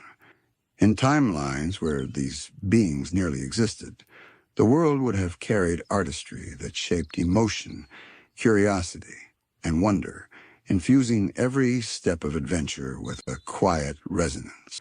Yet their absence does not diminish the beauty of Ulu. It simply allows natural creativity, chance, and human, or non-human, ingenuity to fill the space they might have occupied. Even the unrealized gods of challenge exist in resonance. A god of obstacles might have appeared to test heroes, not through violence or pain, but through subtle trials that encouraged growth, resilience, and reflection. The absence of this deity leaves the world without these divine tests, but the multiverse subtly compensates, offering challenges in forms that are quieter, more natural, and often far gentler. The almost god becomes a teacher of lessons that exists without intervention, showing that even absence carries the wisdom of restraint and timing. Finally, the gods who almost existed remind us of the delicate, tender balance between presence and potential. They hover at the edges of imagination, influencing the shape of stories without acting, leaving traces that ripple softly across time, magic, and emotion. They show us that existence is not only measured in what manifests, but also in what lingers, almost realized, resonating in the quiet spaces of thought, dream, and possibility. Their absence is not emptiness. It is a gentle invitation to reflect, to imagine, and to dream as we do tonight, under blankets, in the soft glow of the imagination, listening to the echoes of what might have been. And so, sleepyheads, as you settle deeper into your comfort and drift toward sleep, let your mind wander among the gods who never fully came to be. Picture their gentle whispers in the wind, their soft shaping of magic, their subtle guidance in choices and consequences. Feel their presence not as force, but as quiet resonance, a lullaby woven into the fabric of the multiverse itself. In their almost existence, they remind us that possibility is as real as reality, and that even what never fully forms leaves a gentle, enduring mark. Now let us drift into a quieter, more elusive corner of O, the magic that almost existed. Not the spells we know, the enchantments we have witnessed, or the powers wielded by heroes and villains alike, but those systems of magic that hovered on the edges of possibility, ideas that might have reshaped the world had they ever taken hold. These are the spells that almost became traditions, the schools of thought that nearly flourished, and the energies that almost rippled through the lands, touching every forest, river, and kingdom. Imagine, if you will, a system of magic based on reflection. In one near timeline, mages might have drawn power not from fire, water, or earth, but from the subtle reflections of light in mirrors, puddles, and polished surfaces. Their spells would have captured the essence of perception itself, bending reality according to what could be seen, imagined, or perceived by those nearby. In practice, this magic could have allowed for illusions so intricate they became indistinguishable from reality, or transformations that depended on the observer's gaze. Yet this school of thought never took root. The mirrors remained unenchanted. The puddles simply reflected the sky, and the potential for reflective sorcery dissolved quietly into the air, leaving only a faint hum of possibility in the spaces between worlds. There were also magic systems rooted in sound and vibration. Imagine a branch of Oo where songs, chants, and whispers carried tangible power, shaping matter, motion, and emotion. A mage might have been able to alter the flow of rivers with a melody, calm storms with a lullaby, or ignite sparks of fire with a precise note. These almost spells were practiced in quiet rehearsal halls and hidden glades, but they never fully flourished into a codified system. The melodies faded into the wind, leaving only the faintest echo in the memories of those who nearly heard them. Yet even in absence, the potential remains like a soft vibration under the surface of existence, reminding us that sound can hold more than we perceive. Some magic systems were tied to the cycle of time itself. In a timeline that almost existed, there might have been practitioners capable of manipulating the flow of hours, slowing growth, reversing decay, or glimpsing fleeting moments from the past.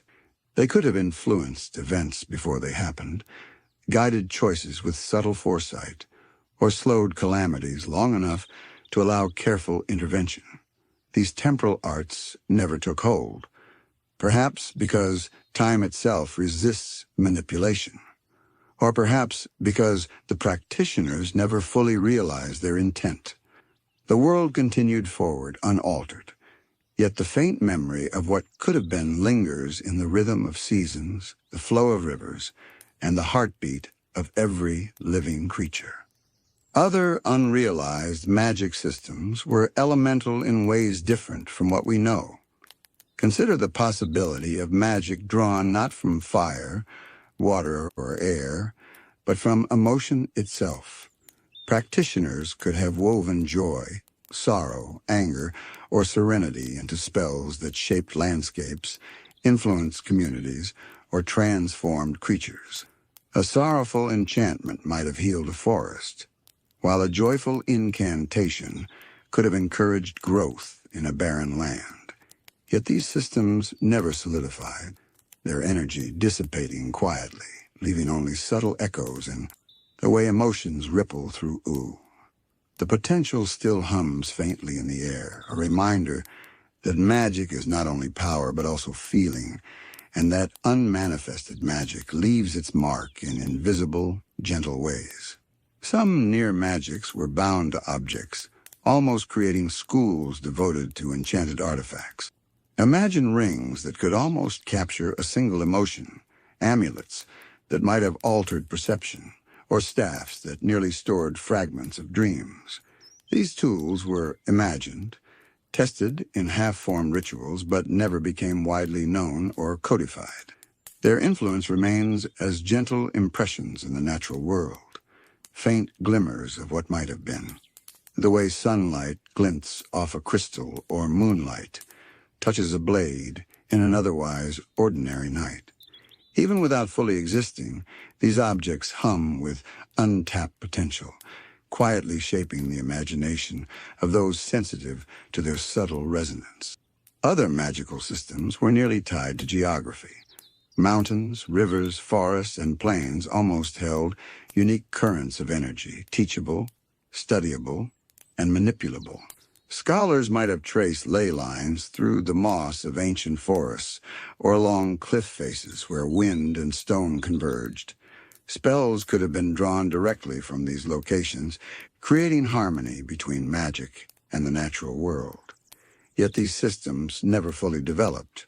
The energies remained raw, diffused, or imperceptible, leaving only gentle whispers of what could have been felt by those attuned to the faintest currents of the land. Even the most abstract forms of unrealized magic carry their own beauty. One such system almost revolved around probability itself, manipulating chance, coincidence, and alignment in ways subtle enough to be invisible yet profound in effect. A practitioner might have influenced events to converge for a favorable outcome or subtly delayed misfortune. These arts, delicate and ephemeral, never fully crystallized, yet their faint echo is carried in the rhythm of possibility, the way luck seems to hover, touch and pass, a soft reminder of magic that exists in potential rather than action. Some of the most fascinating, unrealized magic systems were tied to the natural cycles of life and decay.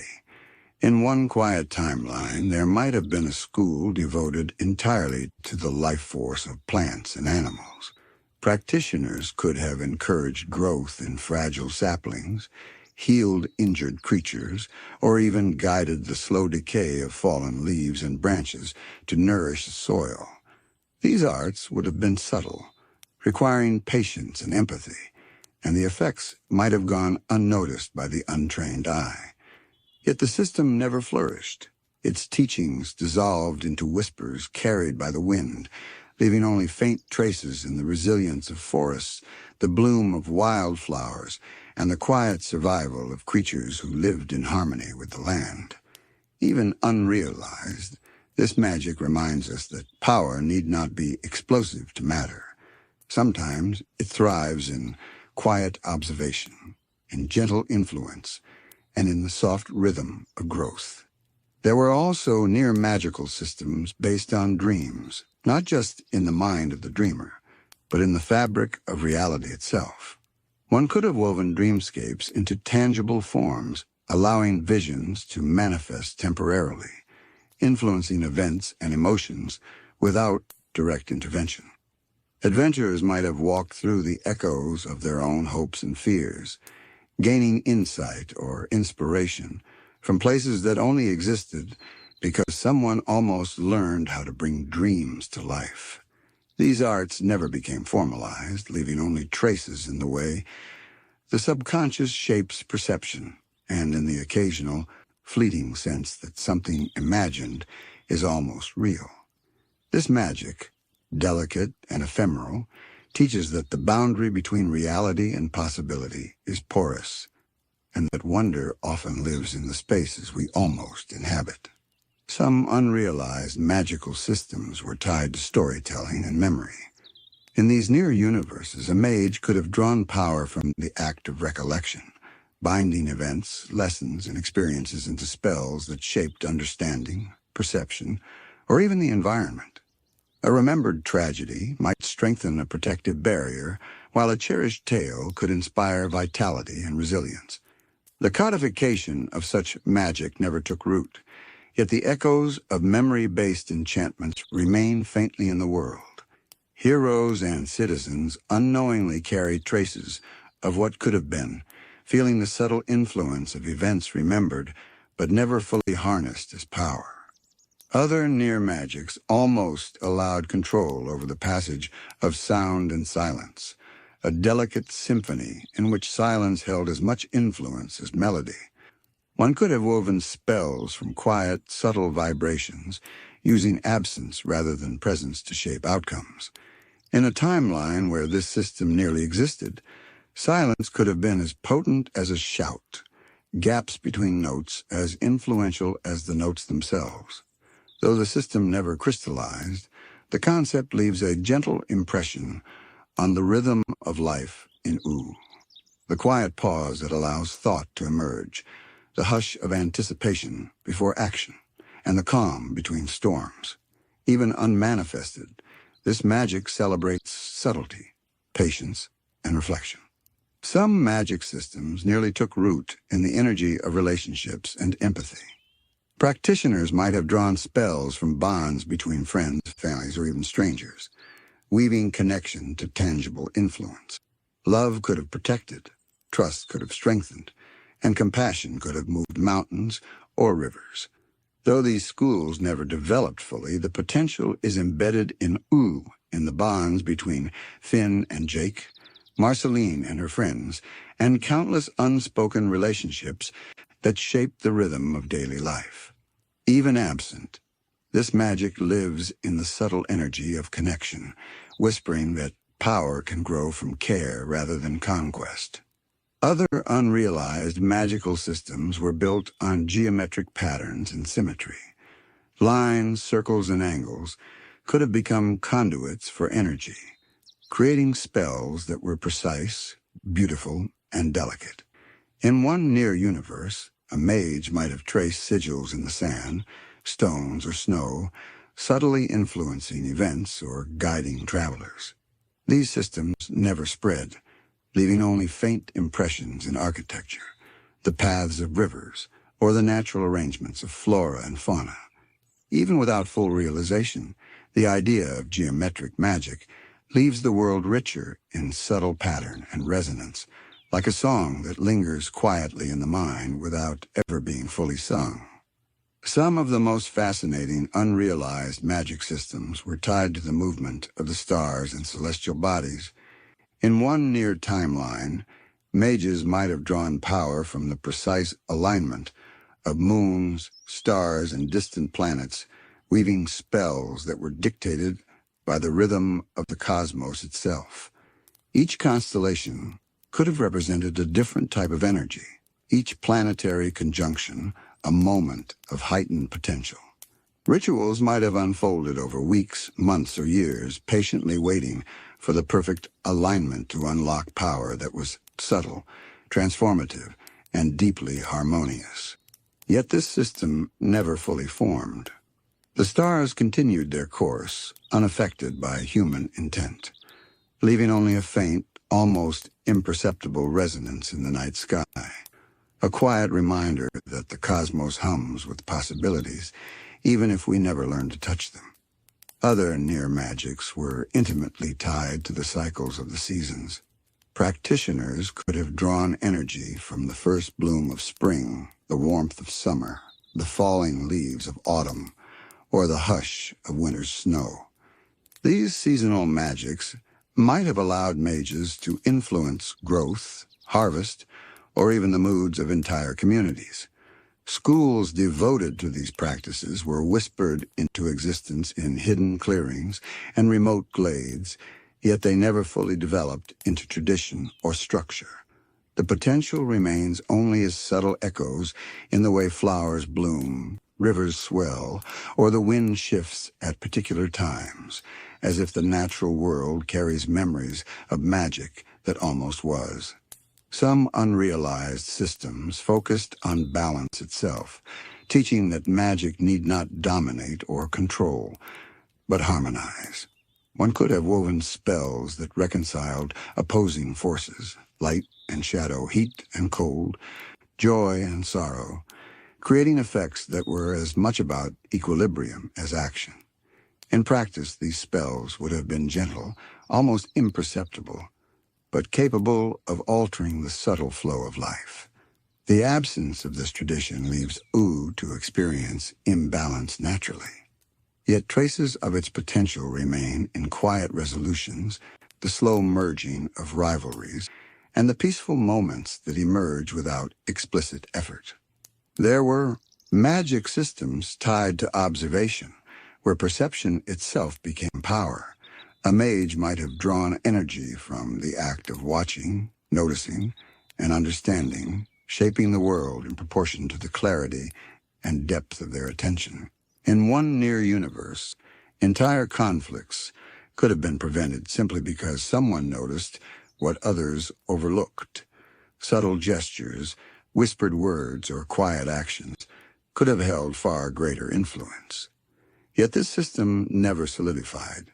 Its lessons exist in the pauses, the moments of insight, and the almost miracles that occur when attention is focused. A soft echo of magic that rewards awareness and patience.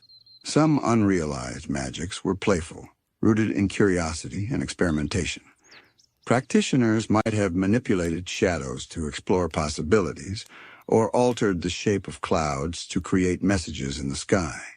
Some schools might have used laughter as a conduit for energy, turning joy into small miracles, while others could have drawn inspiration from mistakes, failures, or near misses, creating spells from learning itself. Though these systems never flourished, their spirit persists in the creativity and experimentation of adventurers, in the whimsical surprises of the world, and in the way magic can sometimes emerge from curiosity alone. Other near magics were intimately connected to the unseen connections between all things.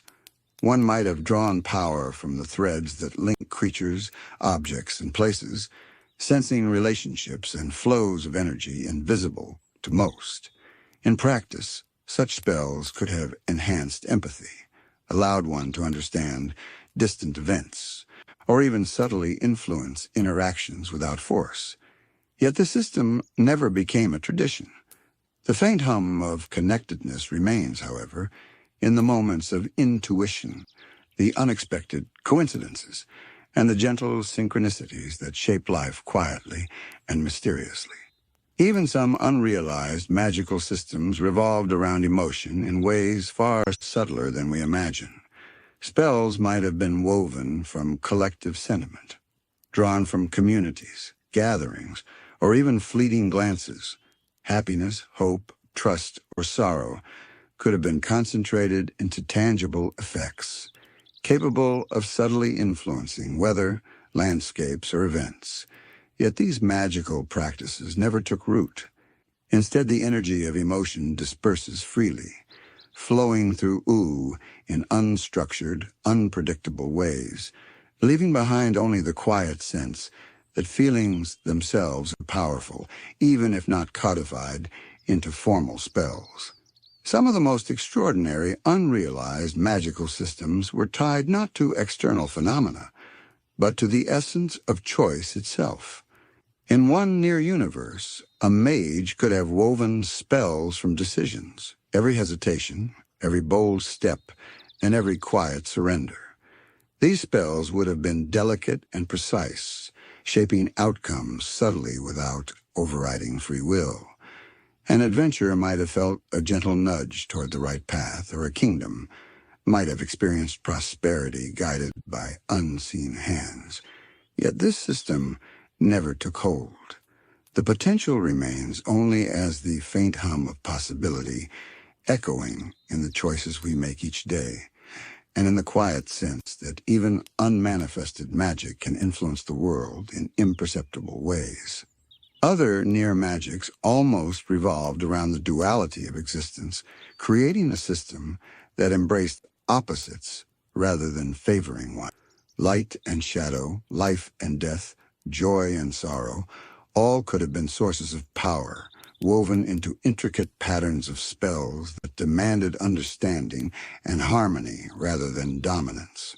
Mages might have learned to balance these forces delicately, producing effects both subtle and profound.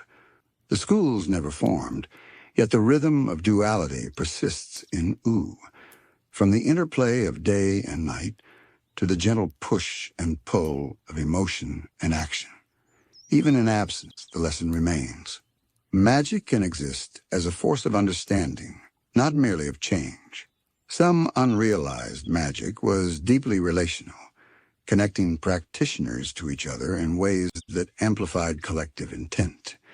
Imagine communities or guilds of mages whose bonds were the conduit of their power. A spell cast in unison might have reshaped landscapes, healed forests, or influenced the behavior of creatures in harmony with the caster's shared intent. These arts almost existed, whispered in the pages of unwritten tomes and practiced in secluded glades, yet they never became codified or widespread. Their potential echoes softly in the way groups of adventurers accomplish feats together, in the way friendship, trust, and cooperation amplify effort, suggesting that magic, even unrealized, thrives in unity. Other near magics were bound to memory, capable of drawing energy from recollection itself. In one timeline, a mage could have conjured protections, enhancements, or minor transformations by recalling vivid experiences, joyous, painful, or mundane. The more detailed the memory, the stronger the effect. Castles, forests, and rivers might have carried enchantments reflecting the stories of those who passed through them. Yet these practices never took root. Memories continue to influence perception and decision, but without the codified power to shape reality directly, leaving only subtle traces of unrealized possibility scattered across ooh. Some magic almost grew from the interaction between matter and intention. A mage might have been able to infuse objects with specific qualities, courage, clarity, or calmness, that influenced those who touched or carried them. A simple stone could have guided travelers through danger, or a piece of cloth could have carried a protective warmth across long distances. These schools never solidified, and the objects remained ordinary, yet the resonance of this potential persists, suggesting that even mundane things might carry the echo of unrealized magic, if only the right mind or heart could awaken it. Other near magics existed in the interplay of perception and belief. In these unrealized systems, the confidence, attention, or conviction of an individual could have altered reality subtly. A mage who truly believed a path safe could make it so. A healer who envisioned restoration could encourage recovery. And a hero who imagined success could tip events toward victory. Yet the systems never matured, leaving the multiverse to evolve without these mechanisms. Even so, the whisper of possibility remains in intuition, luck, and the subtle coincidences that guide events, hinting at the power of belief that almost became formalized magic. Some of the most mysterious near magics were tied to absence and silence, to what is not there rather than what is. These spells could have manipulated gaps, pauses, and omissions, shaping events through subtle restraint rather than action.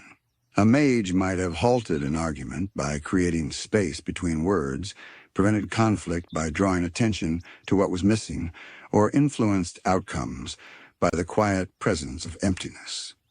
These systems never developed, yet the resonance remains in the gentle, unseen influence of restraint, patience, and the quiet power of inaction. Finally, some unrealized magical systems almost bridged worlds themselves.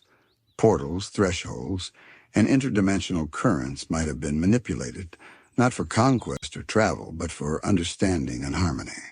Mages could have observed alternate timelines, glimpsed other possibilities, or guided beings safely between realms.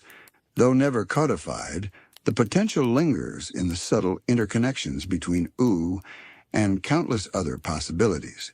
A reminder that magic is not only about what exists, but also about what almost existed, shaping the world in quiet, invisible ways. And so, sleepyheads, as you sink deeper into your blankets and the soft rhythm of the night carries you, imagine these magic systems as delicate threads suspended in the air, vibrant with potential, never fully realized, yet humming gently in resonance with the world. They remind us that possibility is a form of magic in itself, that the unrealized can shape the scene, and that ooh carries the quiet, beautiful traces of what might have been, lingering softly, patiently, and eternally. The multiverse of non-existence. Now let us drift into the quietest, most ethereal corners of ooh and beyond.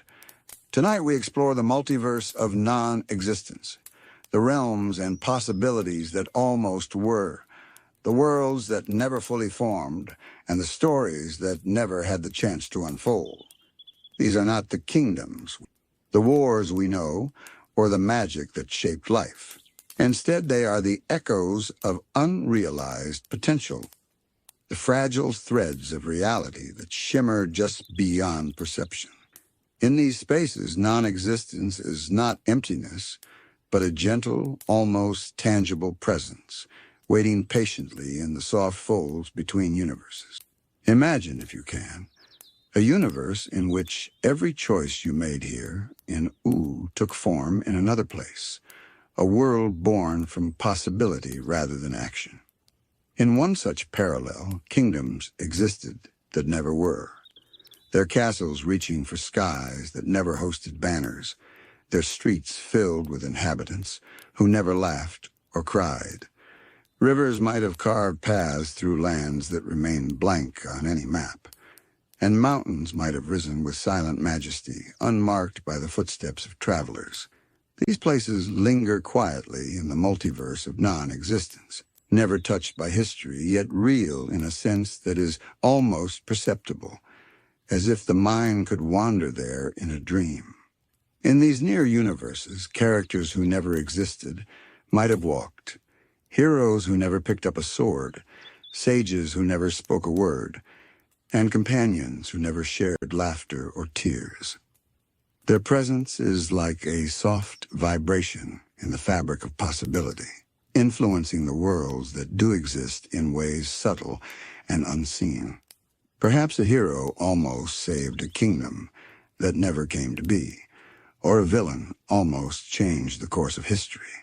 Even unrealized, these characters leave an invisible resonance, a reminder that existence is not only what manifests, but also what hovers at the edges of reality, ready to whisper the faintest hint of what could have been. The wars that never happened also ripple gently across these unseen worlds. Battles prepared but never fought, alliances that almost formed, and betrayals that were imagined but never acted upon. These conflicts exist as quiet hums in the multiverse, lessons in strategy, courage, and consequence that were never taught through action.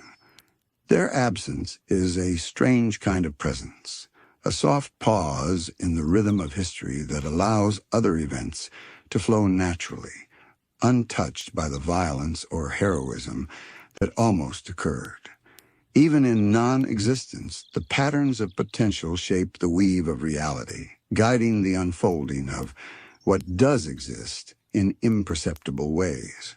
Some universes of non-existence are built around gods who almost existed. In these spaces, divine beings linger on the edge of thought, their intentions unmanifested, yet deeply present. They are gentle presences that might have guided kingdoms, inspired heroes, or balanced forces in ways we can only imagine. Their absence is a lullaby of possibility, a quiet lesson in the subtle interplay between being and non-being. Even without fully forming, these gods influence the multiverse, a soft resonance that whispers in the wind, the rustle of leaves, and the stillness of night, teaching that existence is shaped as much by what almost is as by what truly is. Magic systems that never took root also find their home in these near universes. Spells unlearned, enchantments unpracticed, and energies unchanneled float gently through these spaces, waiting for practitioners who never arrived. Rivers that might have carried elemental power flow silently. Mountains that could have stored energy rise untouched. And forests that could have hummed with enchantment remain serene and unaltered. These unrealized magics leave faint imprints on reality, soft currents that subtly influence in ways no one can fully perceive. The quiet echo of potential waiting patiently for recognition that never comes. In this multiverse, the borders between existence and non-existence are soft, almost imperceptible. Worlds shimmer at the edges of perception, accessible only to thought, dream, and imagination. Time itself bends gently here, flowing in irregular rhythms, echoing the possibilities that were never realized. Inhabitants of existing worlds sometimes sense these spaces in dreams, fleeting intuitions, or moments of déjà vu, as if the multiverse hums quietly in the background, a gentle reminder of the endless tapestry of what might have been. Even the smallest of unrealized choices can give rise to entire branches of this multiverse. A single moment of hesitation, a decision almost made, a friendship that almost began. Each carries the seed of a world that never existed.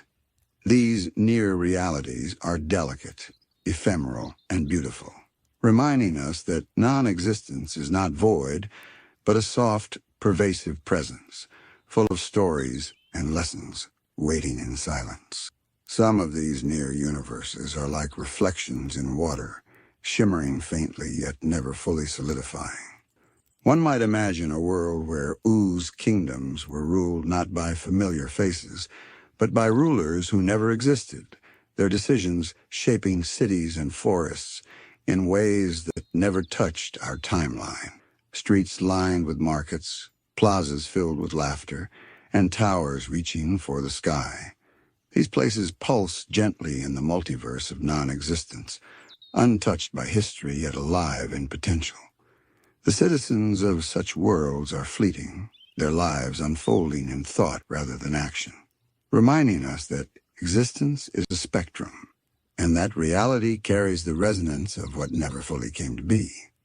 Other near universes contain characters who almost walk the lands we know. Heroes who might have set out on grand quests, villains who might have sown chaos, and companions who might have shared friendship and laughter. All hover at the edge of perception. Their lives are like delicate threads woven into the fabric of possibility, existing just enough to leave a faint hum across other worlds. In these quiet spaces, stories are written and erased in the same heartbeat, adventures almost begun, and endings almost reached. Even unrealized, these characters teach us about courage, choice, and consequence, and about the subtle ways potential shapes reality. The wars that never happened in these parallel spaces are not marked by bloodshed or destruction, but by absence itself. Entire battlefields exist only in imagination. Strategies unfold without soldiers, and the consequences of decisions never made ripple softly through the multiverse. These conflicts serve as quiet reminders of the fragility of choice and the delicate balance between action and inaction. In their silence, they allow the multiverse to breathe, giving room for other stories to take root and for heroes and kingdoms to flourish in the worlds we inhabit. Some near universes are defined by the gods who almost existed, hovering just beyond full manifestation. A deity who might have guided rivers, inspired courage, or tempered sorrow exists in these realms as a soft vibration, a gentle echo of influence. Their presence is felt not in grand displays, but in subtle nudges, in fleeting intuition, and in moments of quiet understanding. Though unrealized, these gods leave an impression across space and time, their almost existence influencing both the worlds that never were and the worlds that do. A quiet lullaby in the vast expanse of possibility. Magic that never took root also finds sanctuary in these spaces. Entire systems of spells, rituals, and enchantments linger as faint currents, unpracticed yet ready to flow. The wind might carry traces of song-based magic, rivers might shimmer with untapped elemental power, and forests might hum with energy that never fully crystallized. These unrealized forces are gentle, not destructive, their resonance more about potential than effect, like a note held just at the edge of hearing, shaping the world without being seen.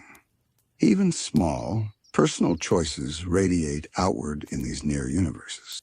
A moment of hesitation, a word left unspoken, or a path never taken, can give birth to a reality that exists in soft, ephemeral form. Entire kingdoms, alliances, and adventures might hinge on such delicate points, forming worlds that shimmer at the boundary of existence. These near universes are fragile, beautiful, and fleeting, carrying lessons in possibility, consequence, and the unseen threads that link all things across the multiverse. In the multiverse of non-existence, the boundary between existence and absence is soft, fluid, and almost musical. Worlds hover like notes in a vast, gentle symphony, some loud and clear, others barely audible. Some interact, overlapping briefly, while others drift alone, self-contained, waiting for the smallest spark of intention to awaken them. In these spaces, even unrealized events and beings leave a delicate imprint, a resonance that hums quietly beneath the surface of all reality, reminding us that possibility itself is alive and that non-existence carries its own quiet kind of magic. Some of these near universes are shaped by the choices of individuals who never existed. Imagine a hero who never picked up a sword, or a scholar who never opened a book. Entire kingdoms might have thrived or fallen based on their absence, leaving landscapes and cities that shimmer faintly in the multiverse, real only in potential. The streets might be filled with the echoes of laughter that never rang out, markets busy with trade that never happened, and towers reaching skyward without ever hosting banners or flags. In these places, history flows like a river that has never fully reached the sea, winding through valleys and forests untouched by time, untouched by those who might have walked them. In another parallel, magic almost took root in ways that would have transformed not just kingdoms, but entire realities. Practitioners who never existed could have learned to bend elements not through force, but through harmony. Fire could have danced without consuming, wind could have carried messages without disturbance, and water could have shaped life without destruction. These unrealized magics hum faintly across the multiverse, their resonance touching ooh in subtle ways, a flicker of intuition, a sudden sense of possibility, or the gentle flow of events that seemed guided by something unseen.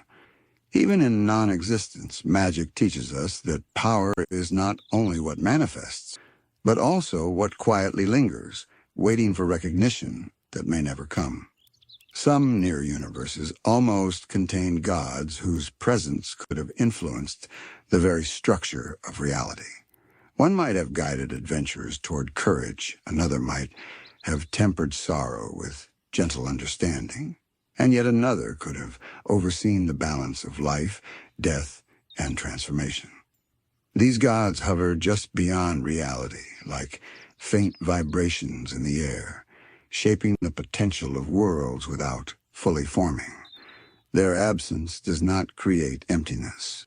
It leaves room for natural growth, quiet learning, and the gentle unfolding of events, while still resonating softly in the heartbeat of the multiverse. Wars that never happened are also present here, unmarked by destruction, yet powerful in their absence. Battles planned but never fought, alliances considered but never made, and conflicts imagined but never acted upon leave ripples across the multiverse. These quiet echoes influence the course of existing worlds, creating subtle opportunities for heroes and kingdoms, guiding events in imperceptible ways. In these unrealized wars, strategy, bravery, and consequence exist as whispers rather than shouts, shaping the flow of history with a soft hand. Some of the most delicate near-universes exist as thought forms, shaped by imagination and speculation. They are worlds built entirely from almosts, almost heroes, almost kingdoms, almost magic, almost gods. These places hum quietly at the edges of perception, their reality dependent not on action but on potential. Time in these universes flows differently, bending and stretching around what could have been. Seasons change without consequence. Creatures live without purpose, and landscapes shift subtly in response to unseen currents. They remind us that possibility is alive, delicate and persistent, existing even when unrealized, and that the boundary between existence and non-existence is fluid and gentle. In these multiverses of non-existence, even the smallest potential choices radiate outward, creating branches of worlds that shimmer at the edge of perception. A fleeting thought, a moment of hesitation, or a decision almost made can blossom into an entire realm, complete with kingdoms, heroes, magic, and history. Each of these worlds carries its own quiet rhythm, existing in parallel with those we see, yet never intersecting fully. They are a soft reflection of what might have been, a gentle hum in the background, waiting to be felt, imagined, and appreciated. Some near-universes almost contain societies that learn to coexist in ways the worlds we know never fully realized. Communities might have built cultures entirely around empathy, cooperation, and understanding. Their magic, laws, and traditions harmonizing rather than dominating. Cities could have been planned with the rhythm of nature in mind, and every choice of architecture, ritual, or celebration guided by delicate, almost magical influence. Though unrealized, these potential societies leave a subtle imprint, reminding us that non-existence carries not only absence, but also vision, creativity, and hope. Even in spaces that never fully manifest. Even the quietest of near-universes contain lessons about the flow of possibility. They teach us that non-existence is not void, but a living, breathing realm of soft echoes and gentle resonance. Kingdoms that never rose, heroes who never acted, magic that never sparked, and gods who never emerged all contribute to a tapestry of potential that flows subtly alongside the reality we inhabit.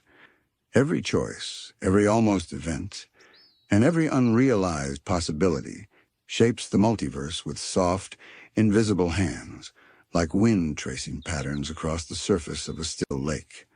Even within the multiverse of non-existence, there is a strange kind of life, quiet and patient, waiting in the spaces between worlds. These near-universes are not empty. They are filled with the echoes of what might have been.